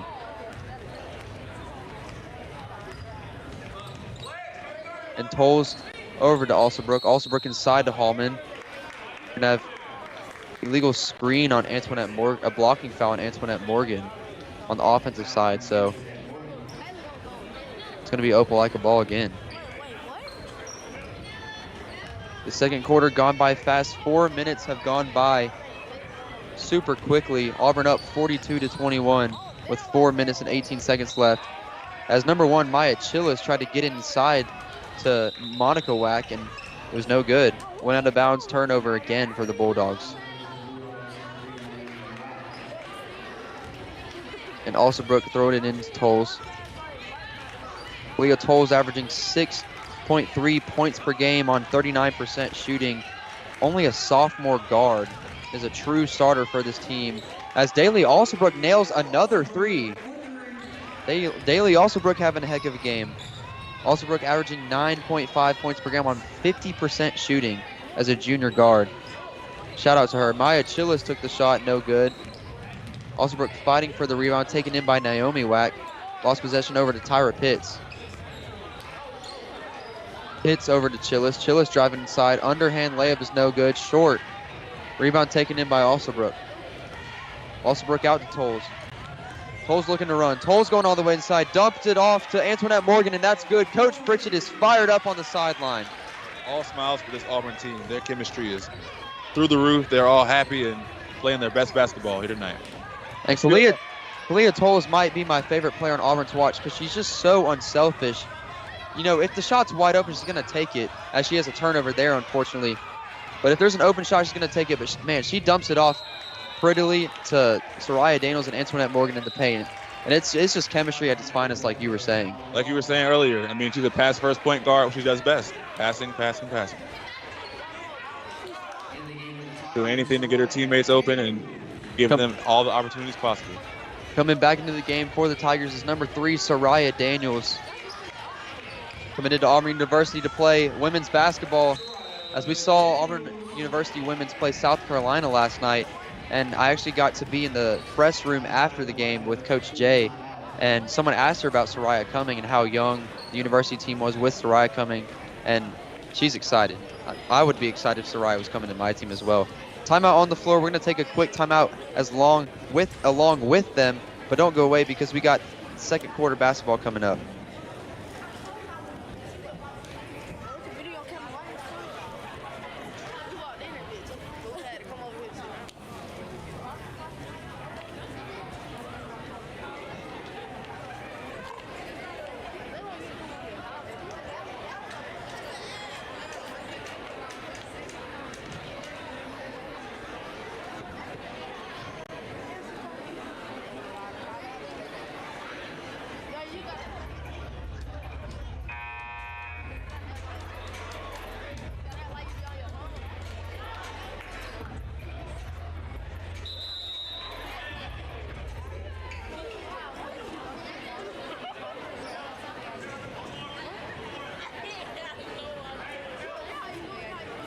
Hello and welcome back to the end of the second quarter. 2 minutes and 50 seconds left in the second quarter. Auburn up 49-21. This second quarter, Auburn is outscoring Opelika by a crap ton. And Opelika is going to retain possession on this one. But what have you seen in this second quarter, the first 6.5 minutes of the second quarter, that have gotten Auburn up to a 28-point lead now? Like I've been saying this whole time, I mean, the shooting of Hallman and Alsabrook is just immaculate, honestly. And I feel like this Opelika team is just losing their composure, and they don't even know what they're doing out here anymore. As Monica Wack makes that layup, got possession of the ball from her teammate. But yeah, I mean, this shooting for Auburn, it's super fun to watch, super fun team to watch. And I can't wait to see, if they win this game, to see them in the playoffs. Because they could make a real splash in the AHSAA tournament. As Hallman with the left wing 3, short. Rebound taken in by Dowell. And Dowell pressured by Kalia Tolles, poked away. Passes it over to Monica Wack, back over to Dowell. Opelika looking to slow it down. Dowell driving inside into number 22. That's going to be Michaela Jones. She fights for the ball with Soraya Daniels. Going to be a jump ball. Possession arrow going towards Auburn. And Jaden, I asked Reese about mass media and show choir first. I'm going to ask you the same. What is basketball? I'm going to ask about choir first because, me and Jaden also in choir together. We have been for 3 years now. What is choir and because I saw you gave your jersey to Mr. Smith for senior night. Yeah. What does Mr. Smith mean to you, and how has choir affected your life positively? Well, honestly, I've been in choir my whole life. I mean, I've been singing in the church for God knows how many years now. And my love for show choir first came in 2016 when I watched my cousins. They were performing in the Lion King show, and I knew Smith because of them, and now here I am with him in his all men's chorus. Yeah, it's been guiding me along with basketball. Super fun, super energetic. Just a great time. Get to have a good family with people, and we got all these things going on, and it's just another home for me. I couldn't agree more with the show choir take. Men at Work is it's interesting because it's good for what it is. It's all about just having fun. It's all about going out there, making a fool of yourself. Like Smith says, flirting with some girls, with the boy band show and everything. But it's a lot of fun. And like you said, Mr. Smith is such a great person. Mr. Schiller as well, the assistant director, great people. We got 1:09 left in this second quarter. Auburn up now 51-23 as Toll's going to come down the court. Toll's dribbling to her right, going baseline with the right hand, almost an and one, but she's going to go to the free throw line for two.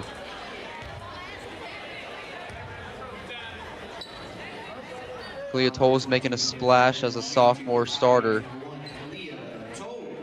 That's the scary thing about this team. A lot of them are actually younger, so I feel like once they hit junior, senior year, they're going to be like a state contending team. I mean, on senior night, of course, Soraya Daniels leaving, but also Alethea Coppinger and number 30, Jonah Wood, who have unfortunately not checked into the game yet. But, Soraya leaving, such a big deal and everything. But, I mean, this team with sophomores, juniors, we even have 8th graders, 7th graders on the team that get pulled up to varsity. I mean, this team could be scary for a while. Talk about a potential dynasty. They're still there. As Tolles just picks Zanaya Bulger's pocket, goes all the way. Kalia Tolles having an amazing game so far on the defensive and offensive side. And I don't know if you know this, but at the end of the game, me and you will debate on who our AHS Mass Media Player of the Game is. We'll have a headset interview with them as Tolles again on the layup, wide open. Tolles adding 2 more to her resume in this game. But like I was saying, we'll debate on the player of the game and who we want to interview. As Auburn gets another steal, Brooke Hallman going all the way this time. Brooke Hallman on the right side gets shoved on the rebound. Zion's feet. Jordan Cobb just came out of nowhere, got that aggressive rebound. Inside to number 21, it's going to be Kimora Johnson. She travels. Honestly, the longer this clock ticks, the worse and worse this Opelika team is looking. Their confidence is gone. The life is honestly gone. They just are miscommunication after another, turnover after another. It's just getting worse and worse. Coach, I want to say Coach Smalley's sitting on the bench. He was standing in the first quarter, but I mean, if you're Opelika, it's still early. It's still the first half. You still have halftime and everything. As Claire Napper is going to try to dribble it out, finding open Kalia Tolles. Kalia Tolles with a mid-range shot, no good. But like I was saying, halftime, what are you telling your team if you're the Opelika coach, head coach Blake Smalley? Got to turn it around, because at the end of the day, this is our season. Either we continue on or this is it. I mean, you can't sit here and just give up your season so easily. So go out there, fight hard on defense, play under control, and everything will be just fine. And that's going to do it for the first half of Opelika versus Auburn in this semifinal game of the region tournament. But don't go away, because we got second half basketball coming your way and a headset interview with our AHS Mass Media Player of the Game. Taylor Gagne and Jay Nichols on the call. Come back for the second half after this quick break.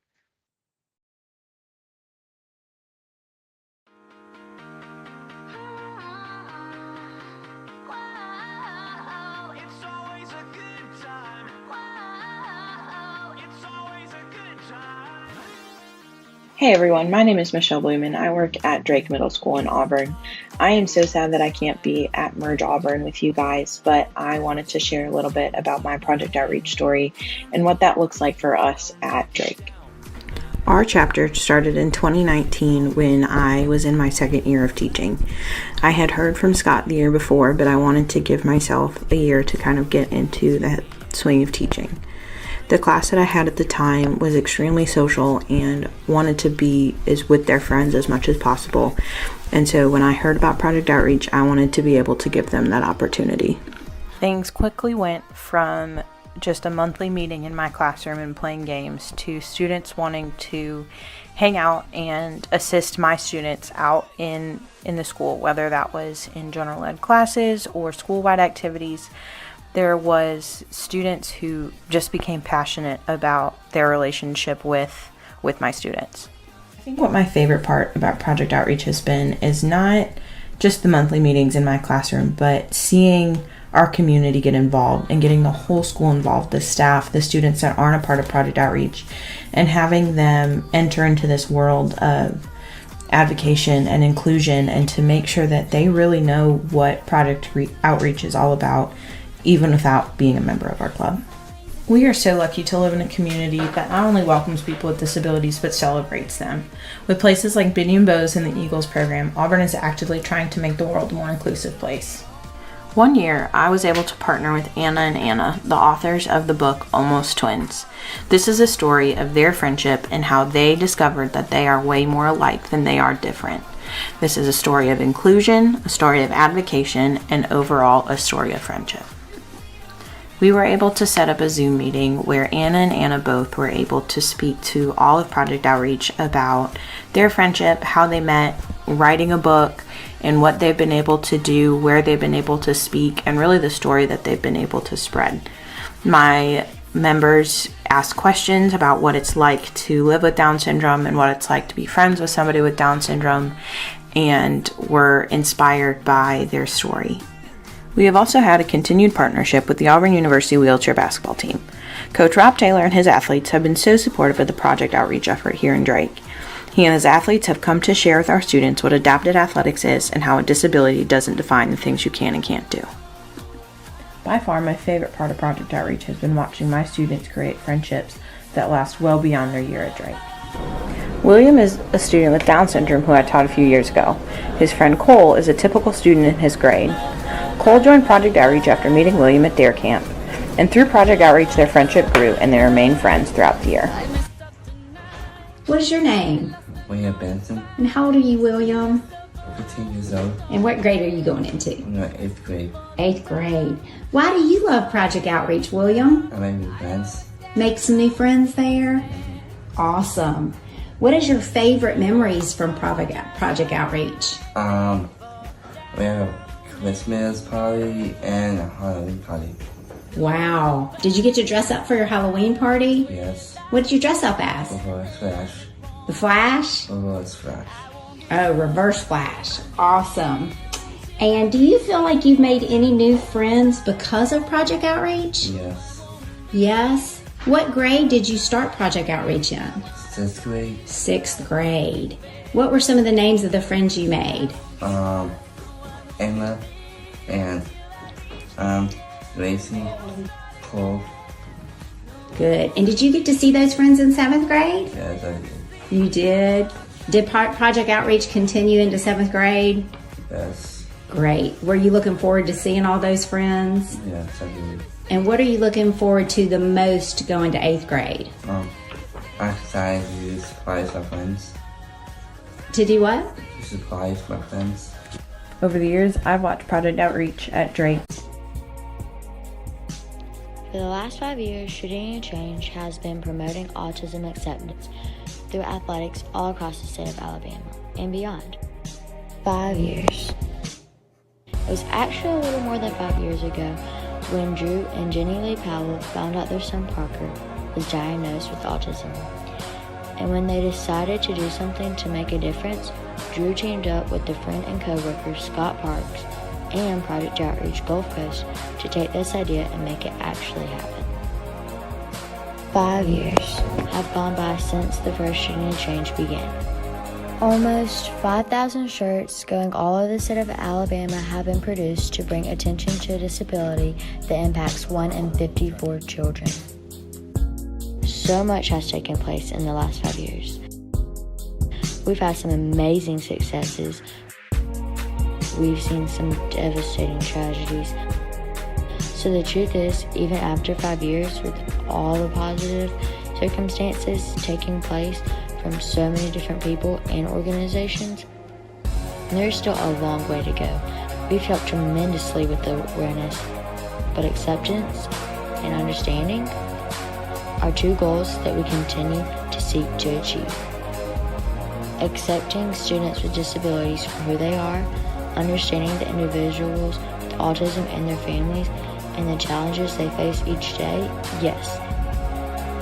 We still have a long way to go, but until we have reached these goals, we will keep doing what we're doing. We will keep promoting acceptance of students with disabilities. We will keep seeking to put project outreach chapters in every school in the state of Alabama. We will keep striving to share our vision and mission. We will keep shooting to change. I'm Paco Powell. I'm shooting to change. Until next year, love Project Outreach.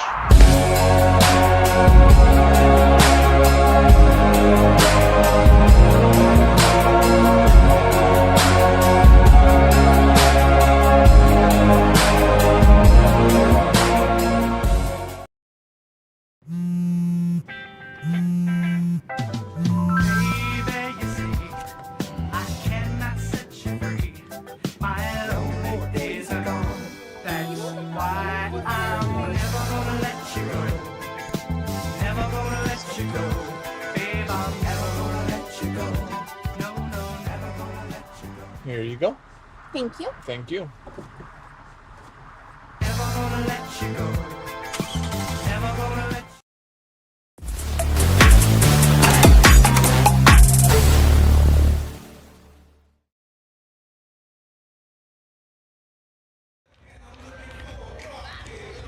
Hello and welcome to AHS halftime here at courtside between Opelika and Auburn. It's been good vibes for Auburn all around, up 56-23, and the second half is about to start. But Jaden, what did you see from the Auburn Tigers, and who were some players that stood out in that first half that got them up to this 33-point lead? Great hustle, great defense, and a lot of scoring. Soraya has 17, Daly has 13. I mean, hey, they're getting it done. What more can you say? Looking forward to the same thing this half too. Getting it done for sure, and Auburn is 16 minutes away from clinching that coveted area title against Central, the rematch that everyone's been waiting for. I wanted to happen in men's too, because that double overtime thriller that happened here a few weeks ago, probably one of the best high school basketball games we've ever seen.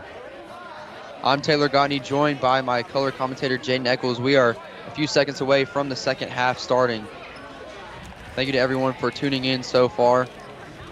But we got a good one coming your way in the second half as Tolles gets the inbound. And it's interesting to see that Auburn still has all 5 starters on the court instead of playing more of the reserve players. As Claire Napper drives all the way in, and over 3 people almost makes it. Rebound taken in by Monikowak over to Dowell. Dowell's looking to run. Taken away by Tolles. Tolles with another steal. Tolles going down the court over to Claire Napper. Napper pulls the 3 short. So Auburn on the offensive side, 2 missed possessions so far. As Dowell inside to Naomi Wack makes it. Naomi Wack has kind of had a quiet game because of how much her team is down, but I'm pretty sure she still has 10 points. Lead this Opelika team in scoring all season. As Daniels over to Napper. Inside to Brooke Coleman with the pull-up mid-range is too strong. Auburn coming out a little bit slow in the second half. But you've been in this setting before. You've been up big, you've been down big.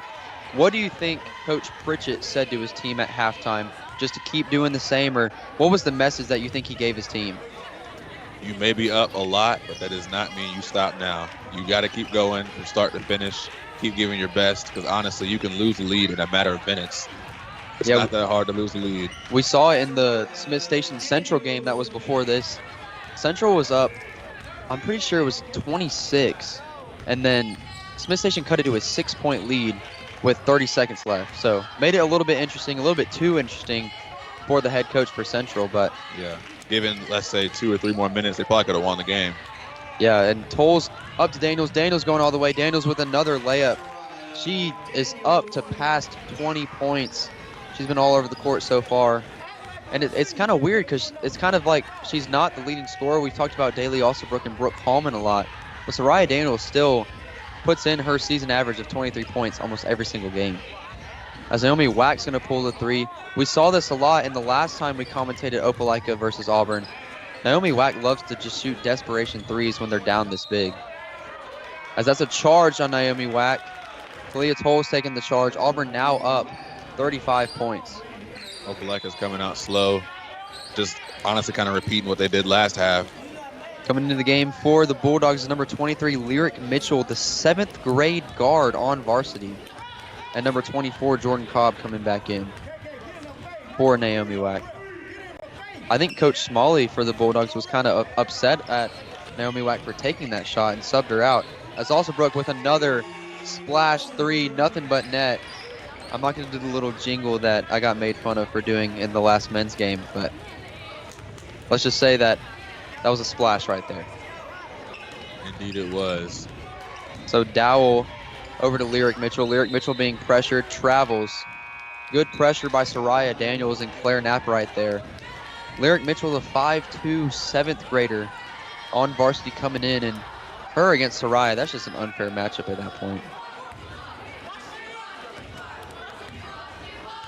As Hallman's going to bring the ball up now for the Tigers. Crosses over to her left, picked by Daniels. Hallman driving all the way with the left hand off the glass is good. Fearless finishing. Brooke Hallman, fearless finishing, green bean machine, if you like to play 2K. As Dowell's driving baseline with the right hand. Good drive by Dowell, got open. As Jordan Cobb gets the rebound, goes back up. And now Tolles bringing the ball up back for the Tigers. Tolles going up against Monica Wack, over to Alsabrook. Alsabrook thought about the shot. Honestly, she could make that if she took it. Over to Daniels. Daniels inside to Hallman. Hallman on the right wing looking for some help. Inside to Tolles. What a pass from Hallman to Tolles. Another dynamic duo on this Auburn team. Tolles puts it up off the glass, and it's good. Auburn now up 40 points, 67-27 with 4 minutes left as Napper just goes up for that one. Napper on a 3-on-2 fast break, loses control of the ball. It's going to stay with Auburn, though. Coming to the game is number 24, Avery Bowley, number 32, Antoinette Morgan for the Tigers. You think we'll see O Money make a basket again? I personally believe so. I believe the fourth quarter will be hers, honestly. Such a special moment when she scored in that Opelika game at Opelika. They actually stormed the court after she scored it. Great moment for her, great moment for the team. And also against Lochapoka, I think she scored about 3 buckets. She had about 6 points in that game. Yeah, she is definitely the energy giver on the team. I will say that. Whenever they put her in and she scores, everyone goes crazy. We interviewed Soraya.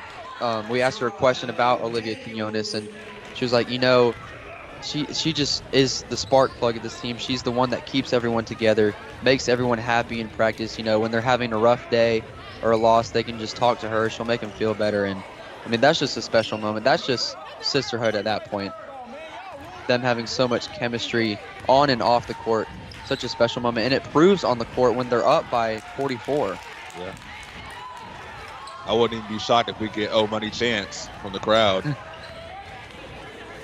Daniels with a little bit of trouble, picked up her dribble. Hallman thought about the right wing shot from Steph Curry range. Hallman with a little bit of spin move, showing off her move. Hallman pull up 3. Bang! For all of you 2K listeners, she has the Agent 3 badge on Hall of Fame. I guarantee you. Brooke Hallman with another 3, and this Opelika crowd has just gone silent, now down 45 points. As Jordan Cobb takes the mid-range shot, pull-up mid-range is fouled. Foul on number 2, Claire Napper. Excuse me, Claire Napper's not in the game. Shooting 2 for the Bulldogs is going to be Jordan Cobb, though. Cobb sinks the first. Coming into the game for the Tigers is number 11, Alethea Coppinger, one of the 3 seniors on this team. Number 15, Daly Alsobrook, coming back into the game for the Tigers.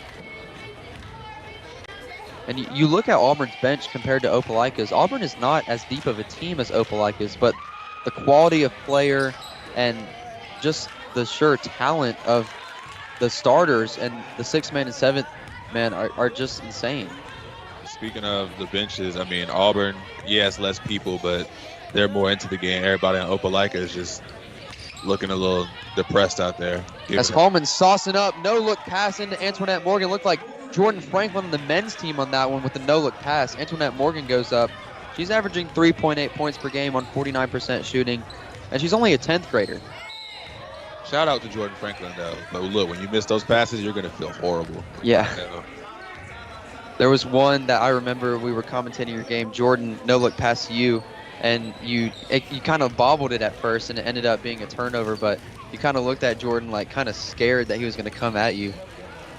That's the kind of energy that Jordan Franklin gives off, but he's a great basketball player. I can definitely say he's one of our leaders on the team, and he brings that energy, you know.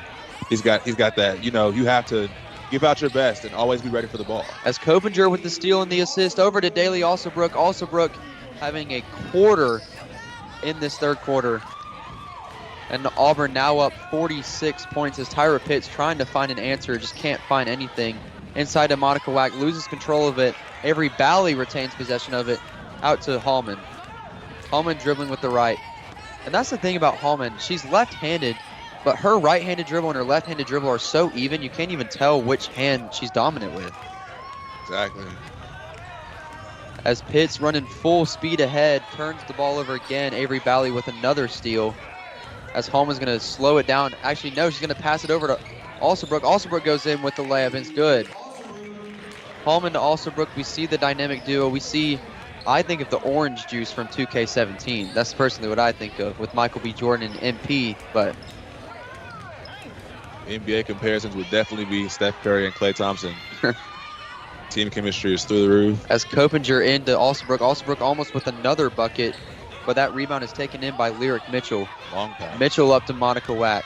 Monica Wack driving inside, gets fouled by Avery Bally. Everybody over there looks beaten. So Monica going to the free throw line for 2.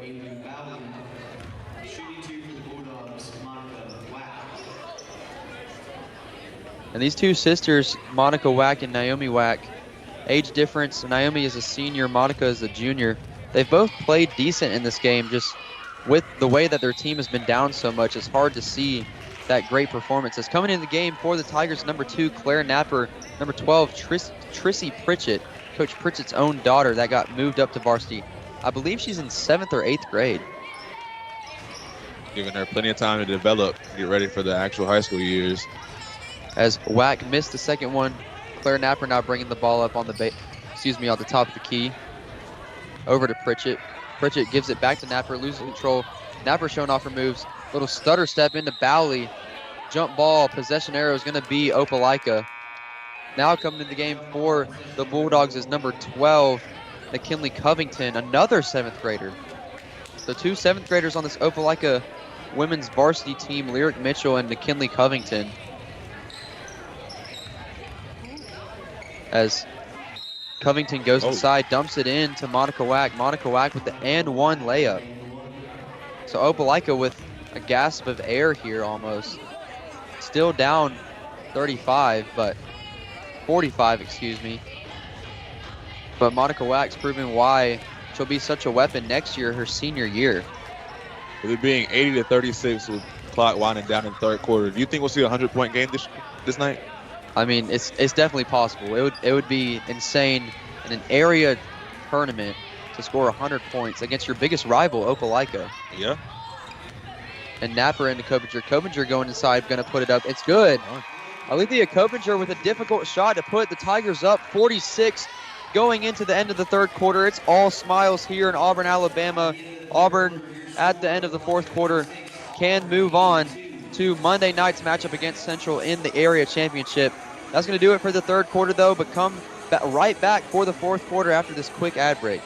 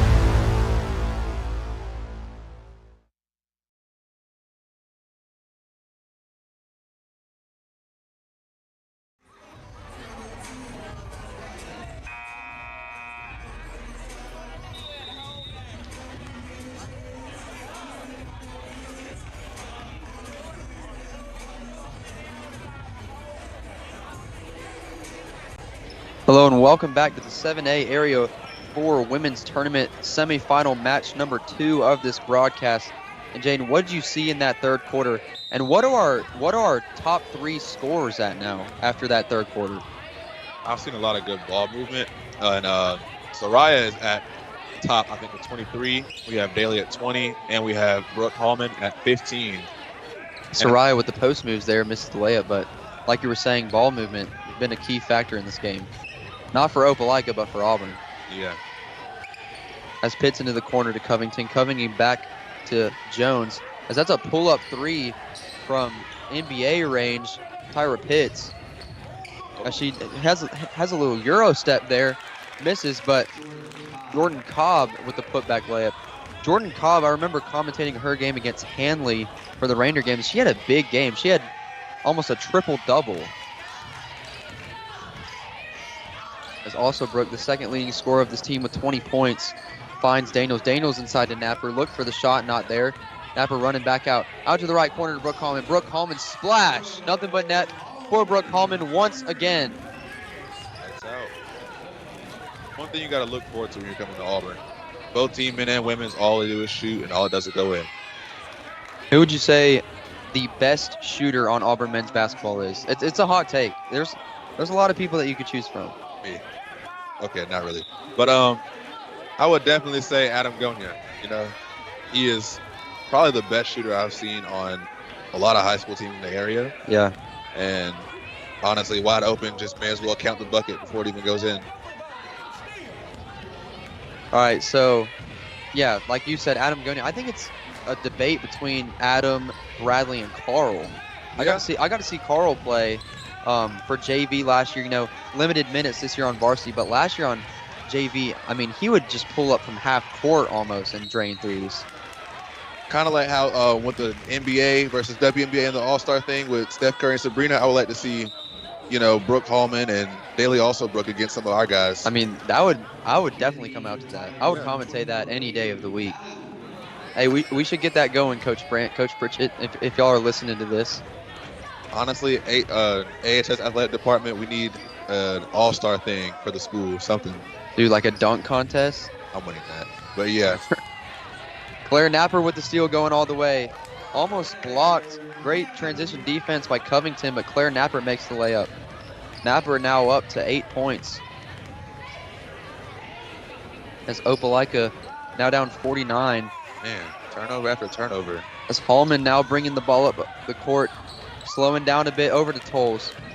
Tolles driving full speed. Out to Alsbrook. Thought about the shot. Alsbrook over to Napper. Napper with the right corner 3. No good. Too strong. And Jordan Cobb with the aggressive rebound. Out to Tyra Pitts. Opelika's looking really winded out here. Getting up the court really slow. As Pitts over to Covington. Covington with the 3. In and out. Swirls out of the rim as Hallman now. Full court pass. Flag football quarterback out to Daly Alsbrook. Out to Napper. Napper looking for another 3, no good. I mean, that gave me deja vu right there, being in the booth commentating the flag football games. Hallman to Alsbrook.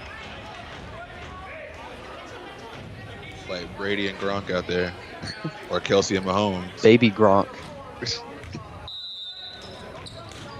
Poles slaps the ball into wide open layup to Avery Bally, but great defense, recovery defense by Naomi Wack. Out to Monica Wack, back to Naomi. Monica to Naomi, no good. Rebound taken in by Bally, out to Tolles. Tolles out to Alsbrook. Alsbrook wide open with the right hand is good. Daly Alsbrook now up to 24 points on the game. And we're seeing Money getting ready to come into the game. Go ahead and start the chance up, crowd. As Naomi Wack trying to find someone open. Great defense by Morgan. As coming into the game for the Bulldogs is number 11, Nija Dowell, and number 15, London Garner. Coming to the game for the Tigers is number 11, Alethea Coppinger. Number 12, Trissy Pritchett. Number 22, Olivia Quinones, or otherwise known as Money. That 100-point game is getting more and more doable as time goes on. So Dowell goes inside of Naomi Wack, and questionable call on that one. Avery Bally looked like she got a clean block, but ref is way closer than we are, so he called the foul, and Naomi Wack's going to be going to the free throw line. This Auburn team bench looks thrilled to be moving on to that Central Championship game. Rematch of that. Auburn women's 1-1 against Central, lost at home, beat them at Central. So we'll see what happens when Central comes here again, if we'll get a repeat of a win or a loss. As Trissy Pritchett in some trouble over here, right by the scorer's table. Out to Bally, back to Pritchett. Pritchett gets it poked away by Naomi Wack. Retaining possession is Auburn. This is a great opportunity for the bench to get some experience, so that way they can get more and more prepared as they come on throughout their years in high school. Yeah, especially Pritchett, Bally, and Morgan, because Bally's a sophomore, Morgan's a sophomore, and Trissy Pritchett's a 7th grader. As Pritchett's wide open for the shot, almost money, rebound taken in by Bally, almost stepped out of bounds. Dangerous pass out to Copinger. As Copinger gets double teamed by Tyra Pitts and London Garner, but possession retaining with Auburn.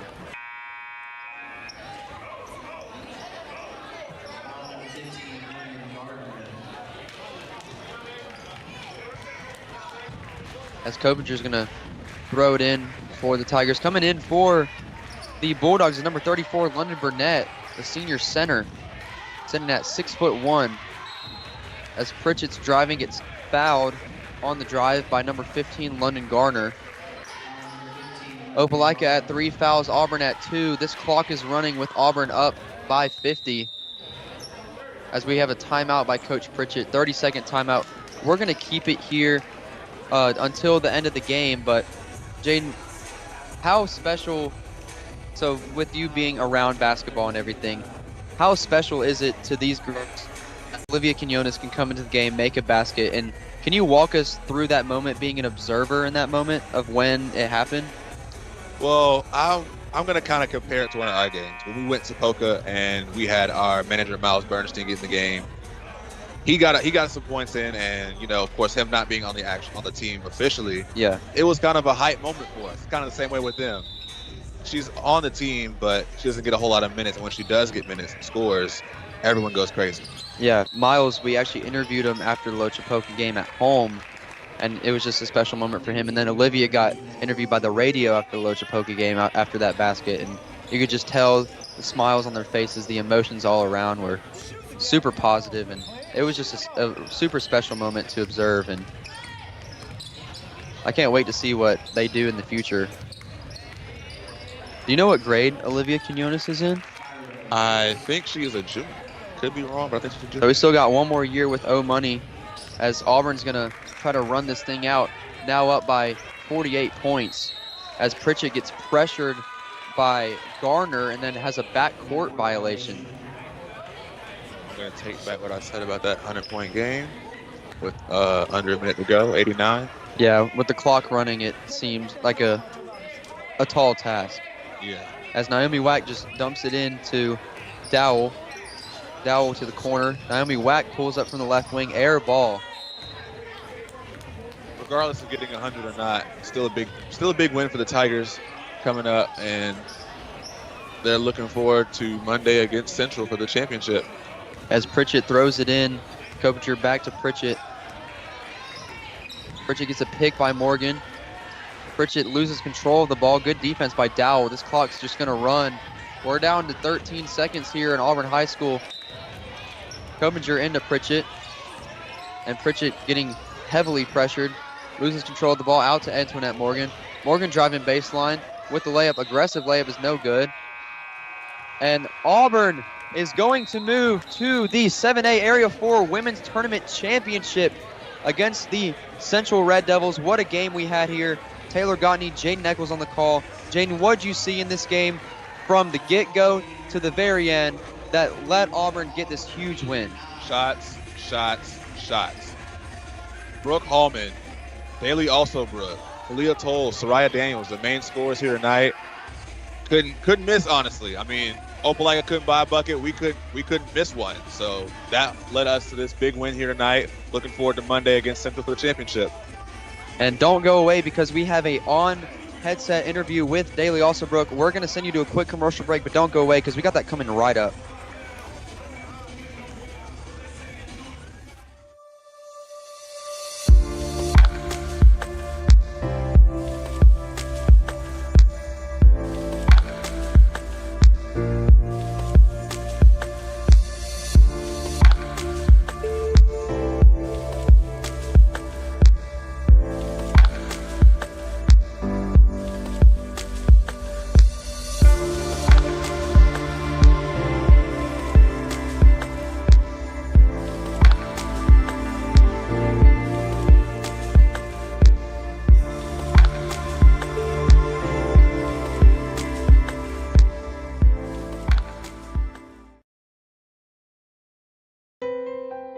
Some kids never smile.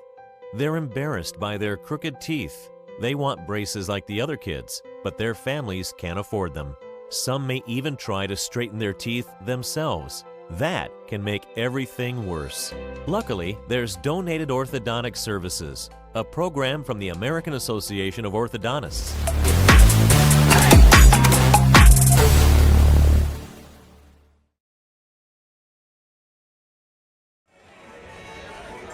Hello, everyone, and welcome to AHS Final. I'm here with Daly Alsabrook. Daly, you had 20 points tonight. What an amazing game. You know, what is it like to beat your rival in the area tournament? It feels great, honestly. Like, Opelika is one of our main rivals, and tonight we really came together as a team and beat them, and it feels amazing. And then, you know, what was the mindset going up against an Opelika team like this, you know, before the game? Well, the first few times we played them, we beat them pretty good, but we knew that they were going to come into this game not wanting to lose their season or whatever. So we knew we had to come out hot and put them down early. And then, you know, you guys now are going to play Central in the championship game on Monday. What's the mindset going to be leading up to that game? And, you know, what's preparation going to be like? We're going to come in, get a lot of shots up, come into the game, kind of the same mindset, really. But, yeah, Central's a really good team. We're going to have to play hard. It's going to be a great game, but we got it. And then, you know, how does y'all's full court press play a part of y'all's gameplay? You know, a lot of turnovers forced off that full court press. Just tell me how that works. Well, the people up front, they're the quickest. They're going to get about every steal. Like, that's our main thing on defense is the people up top getting the steals, and Sarai does a great job of that. And then, you know, what are some things you guys need to do to work for that area tournament, you know, work for a championship possibly? Well, tonight was a good example of what we need to do. Like, our offense tonight was the best it's been all season, and we just need to continue what we're doing, play as a team, play like together with like gel, and then we're good. Yeah, for a second I thought y'all were going to score 100 points there.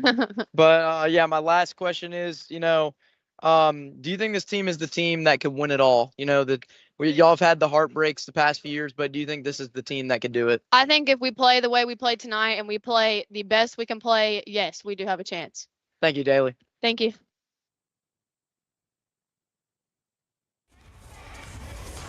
And that's going to do it for this broadcast of the 7A Area 4 Tournament semifinals. But tomorrow we have the men's semifinal.